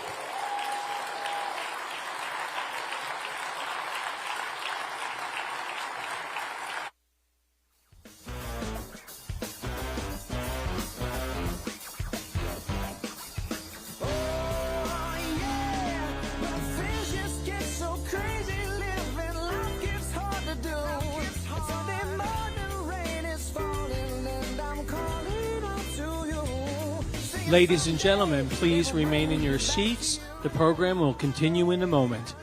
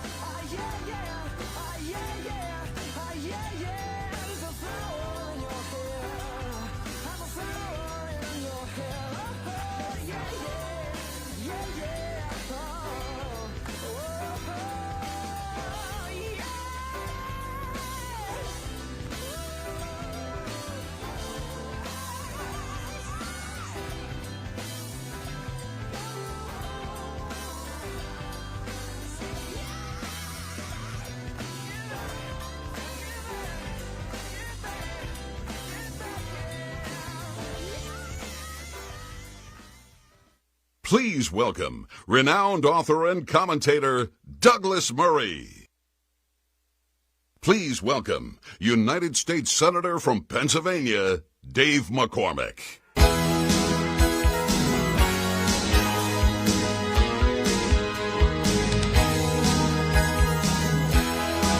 Okay, this is your final event of the evening. And we are all so privileged to have Douglas Murray. Douglas, thank you so much for being here. And we're going to make this very interesting. If it gets a little slow, we may call Lindsey up. Is Lindsey still here? He's gone to the after party. Yeah, Lindsey's already off to the after party. Douglas, you have been such a voice of moral clarity. There's probably no one who has written as thoughtfully about the origins of anti-Semitism, what's happened over the last several years with the horrible attack on Israel. And you wrote a great book, On Democracies and Death Cults, which is a bestseller. We met last year at this RJC, and a lot has happened since then, most notably the ceasefire of the hostages returned. Are we done? Is the war over? Well, first of all, can I just say what a pleasure it is to be back with you, and what a pleasure it is for me to be back with the RJC. Until Lindsey Graham got up, I didn't realize it was open mic night at the RJC, but clearly it is, and it's a difficult act for us to follow. I've also spent enough time in Israel now, I think, have become slightly Jewish. I noticed that on the way in, I kept standing up whilst other people were speaking and going to talk at other tables and things. So I've got to be forgiving to you if you do it as well, but thank you. I said in a recent piece in the Free Press that there are two wars that actually I wrote about in my book and which I've been writing about and considering for the last 2 years. The first war is the war on the ground, the war that Hamas started on October the 7th, the war that the IDF has been fighting for the last 2 years. And that has been, I mean, let's just take a moment again to recognize the achievements. Unimaginable, even from when we were sitting here this time last year. The last time we were all gathered together here in Las Vegas was before the first anniversary of October the 7th. And just consider that what Yahya Sinwar started on the 7th led up till now to the decimation of Hamas in Gaza, the death of Sinwar and all of his colleagues who started this war, the decimation of Hezbollah, the opportunity of the IDF and the IAF to operate everywhere in the region where they needed to operate, and for the IAF and for the American Air Force to be able to fly over the skies of Iran anytime they wanted. This is a generational achievement, and it's down to the political leadership in Israel, the political leadership we've seen here in America, and the extraordinary men and women of the IDF. And that story is one that you will know about. Many people in the wider world don't know enough about yet. But the second war is the war here at home in America, the war in the rest of the West, the war that goes on wherever in the last 2 years I've gone when I haven't been in Israel, whether it's been here in America or back in my country of birth in Great Britain or in France or Canada or Australia. It doesn't matter where in the world you go. You find these lunatics on the streets, not just on the campuses, on the streets of major cities. You can go to Melbourne on a Saturday afternoon and you'll find thousands of Australians chanting their opposition to the state of Israel and their support for various terrorists. And what are you doing? You're in Melbourne. What's it got to do with you? You're miles away. What is it that has gone on outside of the Middle East? My fear is that although Israel's been winning the war in the region, in the rest of the West, particularly here in America, to some extent we've been losing. We've been losing by the fact that we've seen the mainstreaming of support, not for Palestinians or for Palestinian statehood, but for Hamas. Why is it that at Princeton you have a group chanting the other month, "Glory to our martyrs"? Our martyrs. Princeton. What's our doing there? What's martyrs? Since when did students going up to Princeton have the hots for Hamas? When did this start? This is for me the problem we need to address. You know, I saw this, we all saw it, but I saw this in Pennsylvania, University of Pennsylvania. I saw it at University of Pittsburgh, where a kid that had my shirt, McCormick for Senate, and an Israel flag was assaulted. And it was so shocking as a non-Jew after October 7th, knowing anti-Semitism existed, but never imagining the depth and the vitriol. So you've written about this. What's the root cause? Where did we go wrong? How did this happen? Well, my view has always been that anti-Semitism and anti-Israelism are just the furthest flank of anti-Westernism. This has been mentioned already tonight, but I came up with this formulation a while ago. I think I mentioned this last year. I borrowed from the great Russian Soviet writer Vasily Grossman, where he says in the middle of Life and Fate, "Tell me what you accuse the Jews of, I'll tell you what you're guilty of." It's a brilliant, brilliant observation by him. Where he says, the anti-Semite tells us nothing about the Jews. They just tell us something about themselves. So, the Nazis said that the Jews were racists who wanted to take over the world. You think, interesting. Take any group throughout history, and right up to the present day. Whatever they accuse the Jews of and the Jewish state of is what they're guilty of. The Iranian revolutionary government says that the Jewish state is colonizing.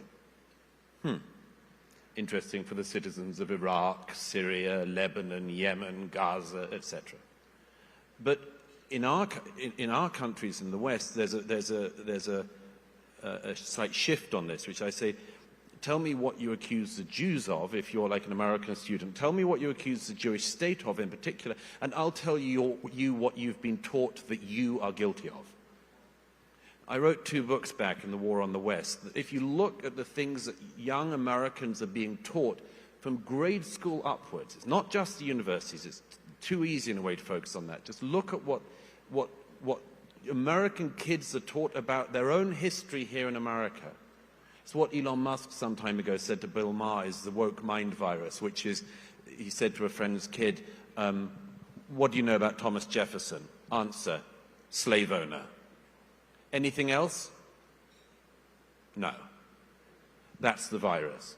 And that's something that has been inculcated into the minds of young Americans, young Canadians, young Australians, is that they've been taught that even if you're born in the 21st century, you're guilty of white supremacy, you're guilty of colonialism, you're guilty of genocide, you're guilty of ethnic cleansing. And as I said in the War on the West, there's nothing you can do if you've been taught you're guilty of this because you haven't done anything. All that's happened is you've been told you've got guilt for something you didn't do. And as I said in that book, something will happen as a result of this, because you cannot live with an unalleviatable guilt, something that can never be forgiven. And so how has it exploded in our time? And I'm not talking here about the hardcore Islamists and others who live in our societies, but for what would have been normal kids, it's that for many of them, we shouldn't exaggerate, but for many of them, it's that they have this orgiastic glee in being able to accuse another country now of all the things that they have been taught that they have inherited guilt for. They will expiate their taught guilt by saying the Jewish state is committing genocide, the Jewish state is white supremacist, showing they've never walked down an Israeli street. They will say all of these things about Israel, and it's almost with relief. It's the same thing you hear in Europe. You can hear in Germany, in Austria, where I was last week, the joy that some Europeans have in being able to accuse the Jewish state of genocide. Means we don't have any guilt. Yeah. So for those of us here in the audience that are in public life, governors or senators, what should we do? What is the way that we address the course correction on the second battle, the second war? I think there's several things. One is that for Jewish Americans in particular, I say not being Jewish myself, but I can only give a piece of advice on this, is never to tolerate things that other groups wouldn't tolerate. And I grew up in England. The Jewish community is different in England than it is here. And the Jewish community in America has always been much more vocal, much more proud, much more willing to put its head above the parapet and be counted. But still, as I've said for the last couple of years, tell me that if for instance, I live in New York, but if a Columbia University or some other university in New York, once a black student had been chased across campus by a group of actual white supremacists saying, go back to where you came from, don't tell me that this country wouldn't have been in uproar. And we would have been rightly in uproar. Yeah. And we would have stood beside our black brothers and sisters and said, we are with you. And if once some sexual minority that had happened to, let alone for 2 years, this would have been wall-to-wall coverage on every network. So why is it that when it's Jewish kids being chased down the streets and insulted and Jewish families being made to feel threatened, people get used to it? And So that's the first thing, is just not putting up with the double standards that many Jews are expected to put up with in America, and thankfully I think people in this room don't. But the second thing is, I think we need to get out this very clear message that, again, as somebody mentioned earlier, they're just always related. The anti-Semitism, the anti-Israelism, and the anti-Westernism. I have a sort of shortcut to this. You just mentioned it there, but go to any anti-Israel protest in this country and go to any pro-Israel protest in this country and notice one glaring difference. The pro-Israel protest will have happy people, by the way, generally, you'll notice, happy people flying the flag of the State of Israel and the flag of this country. Go to an anti-Israel protest and they will be flying the flag of the Palestinians, they will be flying the flag maybe of Hamas or of Hezbollah or the Iranian Revolutionary Government. They will not be flying an American flag. In fact, if there is an American flag there, it's only there so they can put it on the floor and burn it. This tells us quite a lot. We sang tonight, Hatikva and the Star-Spangled Banner. Find me the anti-Israel protest in America where they would sing the national anthem of America. And the same thing goes in every country. Find the anti-Israel protesters in the UK who, after they've screamed jihad, jihad, all get together and sing God Save the King. It doesn't happen. Go to Canada and you find the Hamasniks and the Hezbollah lovers and all the people who worship all these people who are now dead. If they're protesting in Toronto or Ottawa, they never stop at the end and say, oh, hey guys, let's all stop and sing Oh Canada. It doesn't happen. And that tells us everything. Yeah. So let's go back to the first war. So are you optimistic? What does Gaza look like in 1 year, 5 years, 10 years? Is there another Abraham Accords 2? How do you see the future?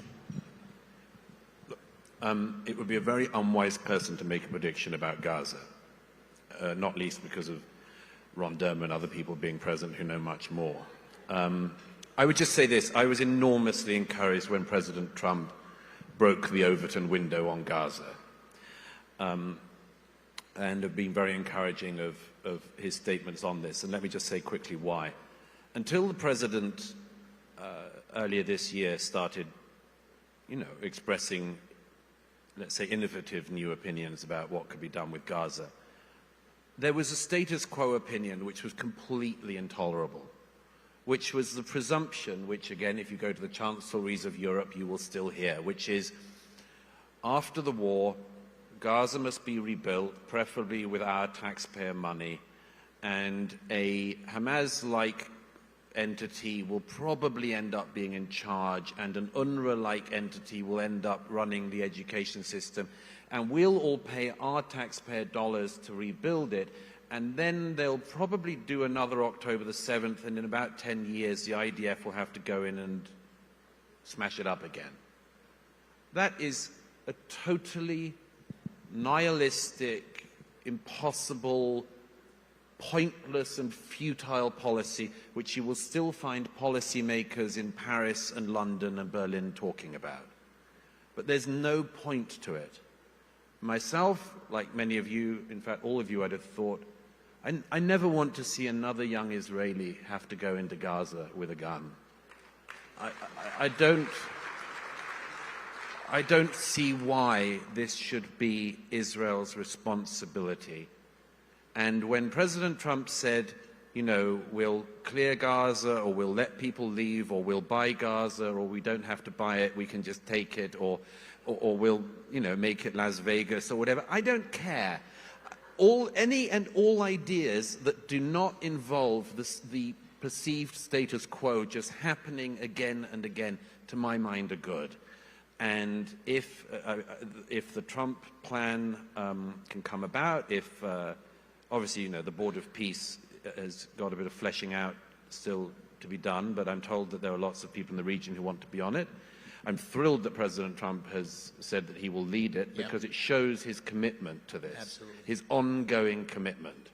And so we'll see. But this should be This should be, among other things, a time for all those other countries in the region which pretend that they care about the Palestinians to show up and take some responsibility. This is their time. This is the test, yeah. But Ron and I were just talking about how only Trump could have brought all these forces together because of those relationships, and they don't want to disappoint him. You know, one of the things, my wife and I have gone to Israel a number of times, but several times in the last 2 years. The thing that always strikes me is when I'm there, the facts on the ground, then I come back to the United States, the narrative is almost entirely different. And most notably on humanitarian aid. So we went and sat down with the Gaza Humanitarian Foundation. We saw the plans, the efforts to make sure that humanitarian assistance was going to women and children in Gaza, the efforts, the danger people put themselves in. And we came back, and that narrative is completely unknown and misrepresented by the media here in the United States. And it raises the question, does Israel have a PR problem? Does it inaccurately tell its story? And I ask you, as one of the great storytellers, someone who really has told the story accurately, but is there an issue there, and what are your reflections on it? Well, I've sometimes said that Israel is a remarkable country for many reasons, but one is that it has about 8 million potential prime ministers, or would-be prime ministers, which makes it, I admire people in government in Israel for being able to manage that. If that's the case in Israel, however many Jews there are around the world outside of Israel, everybody believes they know how to do Hasbara and moans that the Israelis don't get it, and so on. My view has always been the same, which is I think there are so many talented people who've got the right views, who know what they're talking about, who should just do their own thing. And we've heard from a range of them tonight. You're going to hear from more in the coming days. There is no one answer to the Israel PR problem. But I think there are some things one has to accept from the beginning. One is that numerically in the region, the Israelis are vastly outnumbered. Tiny country, and just compare it to, for instance, Pakistan, which, for all sorts of interesting reasons, produces lots of people who are feverishly online, often pretending to be American Jews, by the way, putting forth their views on X about how this country or Israel should be run. Just vastly outnumbered in those terms. And that means that there are just certain things, again, with certain newspapers, I won't name names, certain media outlets, I won't name names, but that's just going to be an ongoing problem. And the only hope you can have in some ways is that you can keep exposing it, you can keep revealing how some of the media works on this, the lies they tell. And my sense is, by the way, we shouldn't be too down about this. My experience in this conflict is that the Israeli government and the army has been better at getting out information faster than any conflict I've seen before.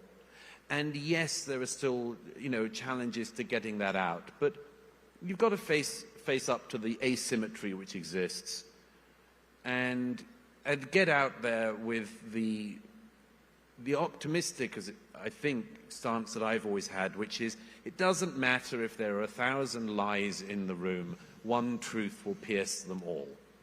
And that, I think we've all seen that in our lives, and it works with the media too, and I think there's no reason it shouldn't work with Israel. Well, lies in the room brings me to sort of the elephant in the room, which is this very week.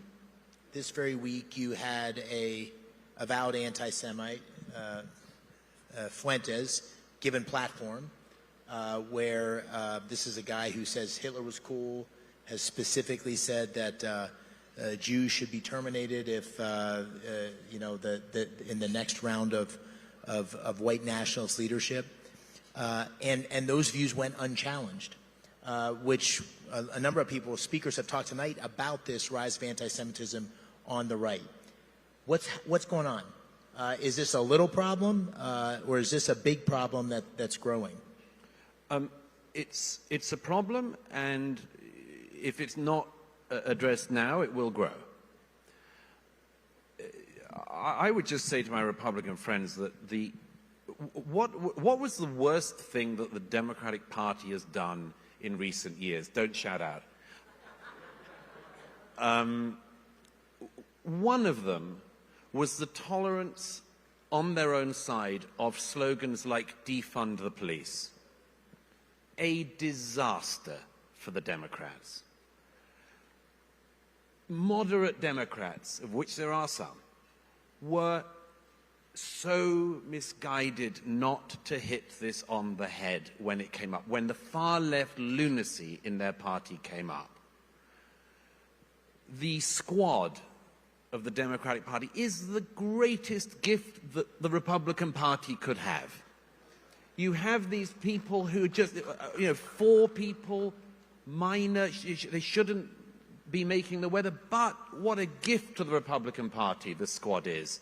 They will keep saying anti-American things, they will keep putting their feet in it, they'll keep riling up most of the country, and they will keep the Democratic Party being able to be portrayed as grabbed by them. Well, it's the same for the Republican Party.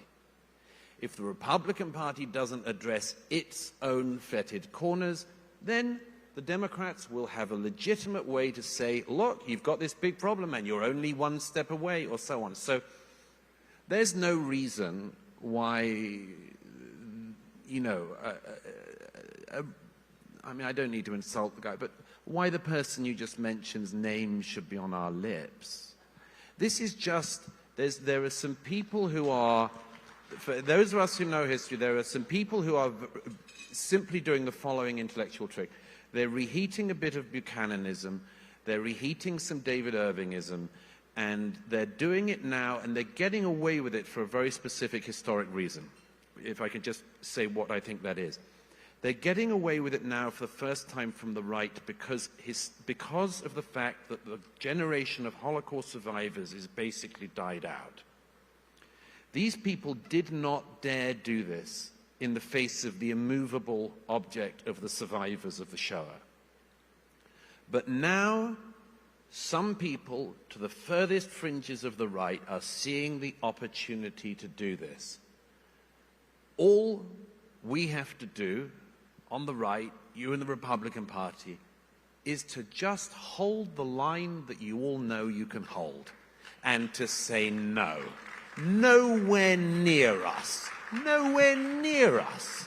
And it's not like it's hard. The various characters who want to platform these people and think it's edgy and it's cool. There's nothing very edgy or cool about doing that on the right any more than there was on the left. How edgy and cool and admiring do we think of those far leftists who like to play with Castro and Mao and Stalin and all of that? Not at all. It's a rancid, fetid habit from the far left. Same thing with these guys with the right. And no, don't ask this person on and then just say you're just asking questions and give them softball interviews and come on. Anyhow, I don't know what's gone wrong with some of these people, but I don't think it's going to be hard to counter. As somebody mentioned earlier, I'm still pretty strong on the idea that being anti-Hitler remains mainstream. So we'll finish up here with 2 questions. A quick one. You talked about the squad as being the gift that keeps on giving. What about, you're a New Yorker, you live in New York, what about Mamdani? Is that a gift that's going to keep on giving for the Republican Party? Or should we buy or sell New York real estate? What's your...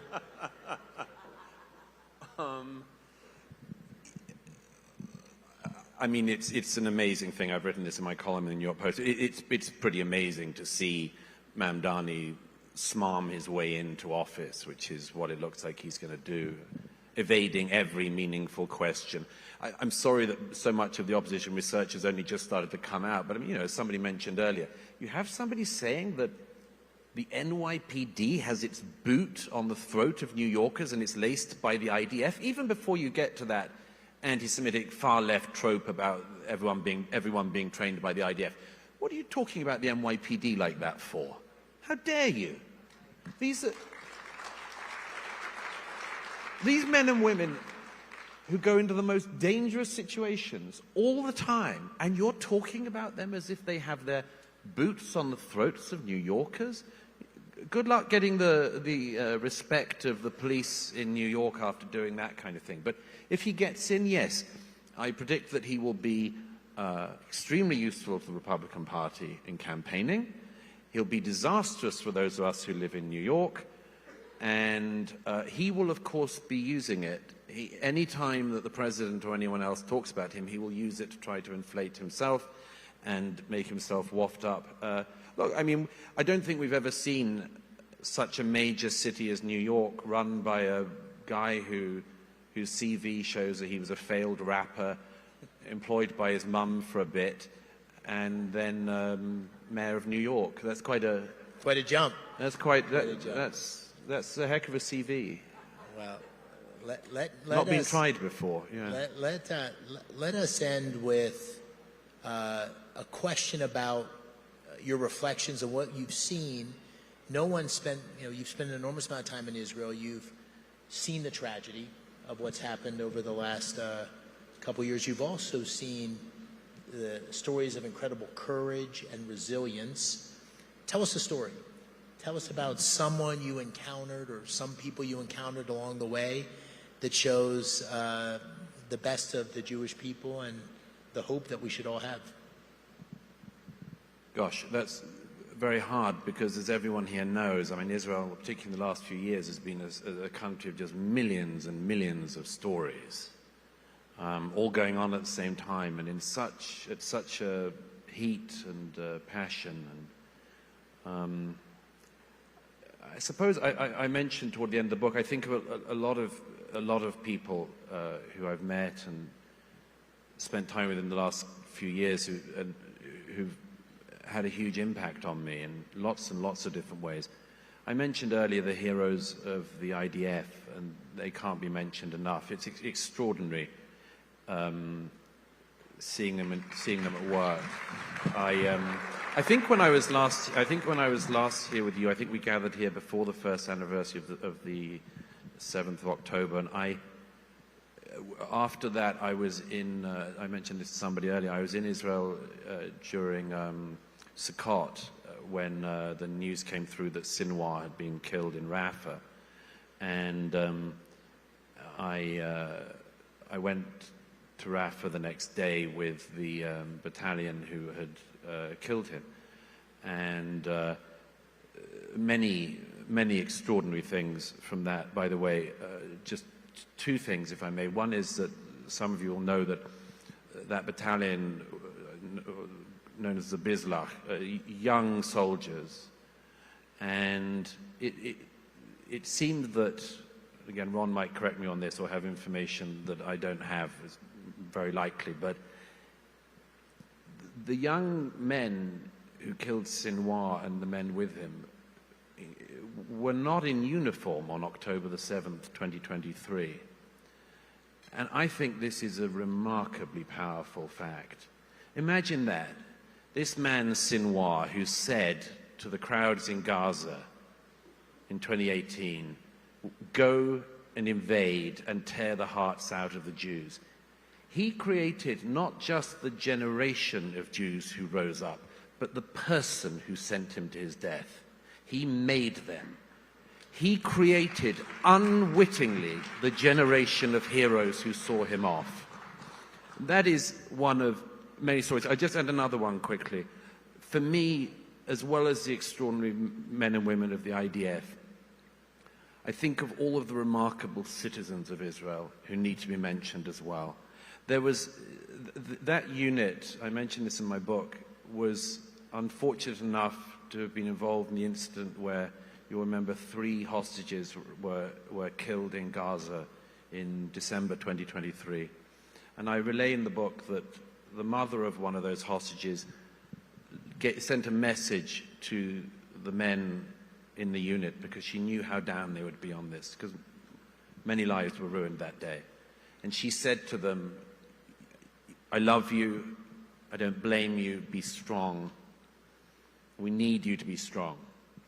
And the day after Sinwar was killed in Rafah, somebody from the unit played me the message they just got from the same mother, who said to them, you see, I told you, You had to be strong, and you did the job you needed to do, and you killed the enemy of Israel. Now this is a remarkable woman. And Israel, when it's been tested in the last couple of years, has been filled with just millions of remarkable stories. Can I finish on a slightly poetic note, but one that's been much on my mind? One of the blessings of my life in recent years is that I probably got more rabbis in my life than anyone has a right to have. And I probably go to synagogue more often than some of you. But I mention this only because I get to learn a lot from the exchanges I have the privilege of having in my life. And a few weeks ago, I was in Baltimore, and I was doing a fundraiser for the kibbutz near Oz, which is a kibbutz that was very badly attacked on the 7th of October, and they're rebuilding. And it's a wonderful thing to see, and anyone who can support them, please do. And we had two families who are going back to the kibbutz, and they're rebuilding. A young family, and also a family included an 80-year-old who had been taken hostage. He's going back to the community. Anyhow, I was talking with this man who was a former hostage and one of my rabbis, and we got talking about the Torah, and specifically we mentioned the book of Ecclesiastes, which, as you all know, has a famous and resonant passage that to everything there is a season, a time for everything upon the earth. And the rabbi and I got talking about this thing that I've always noticed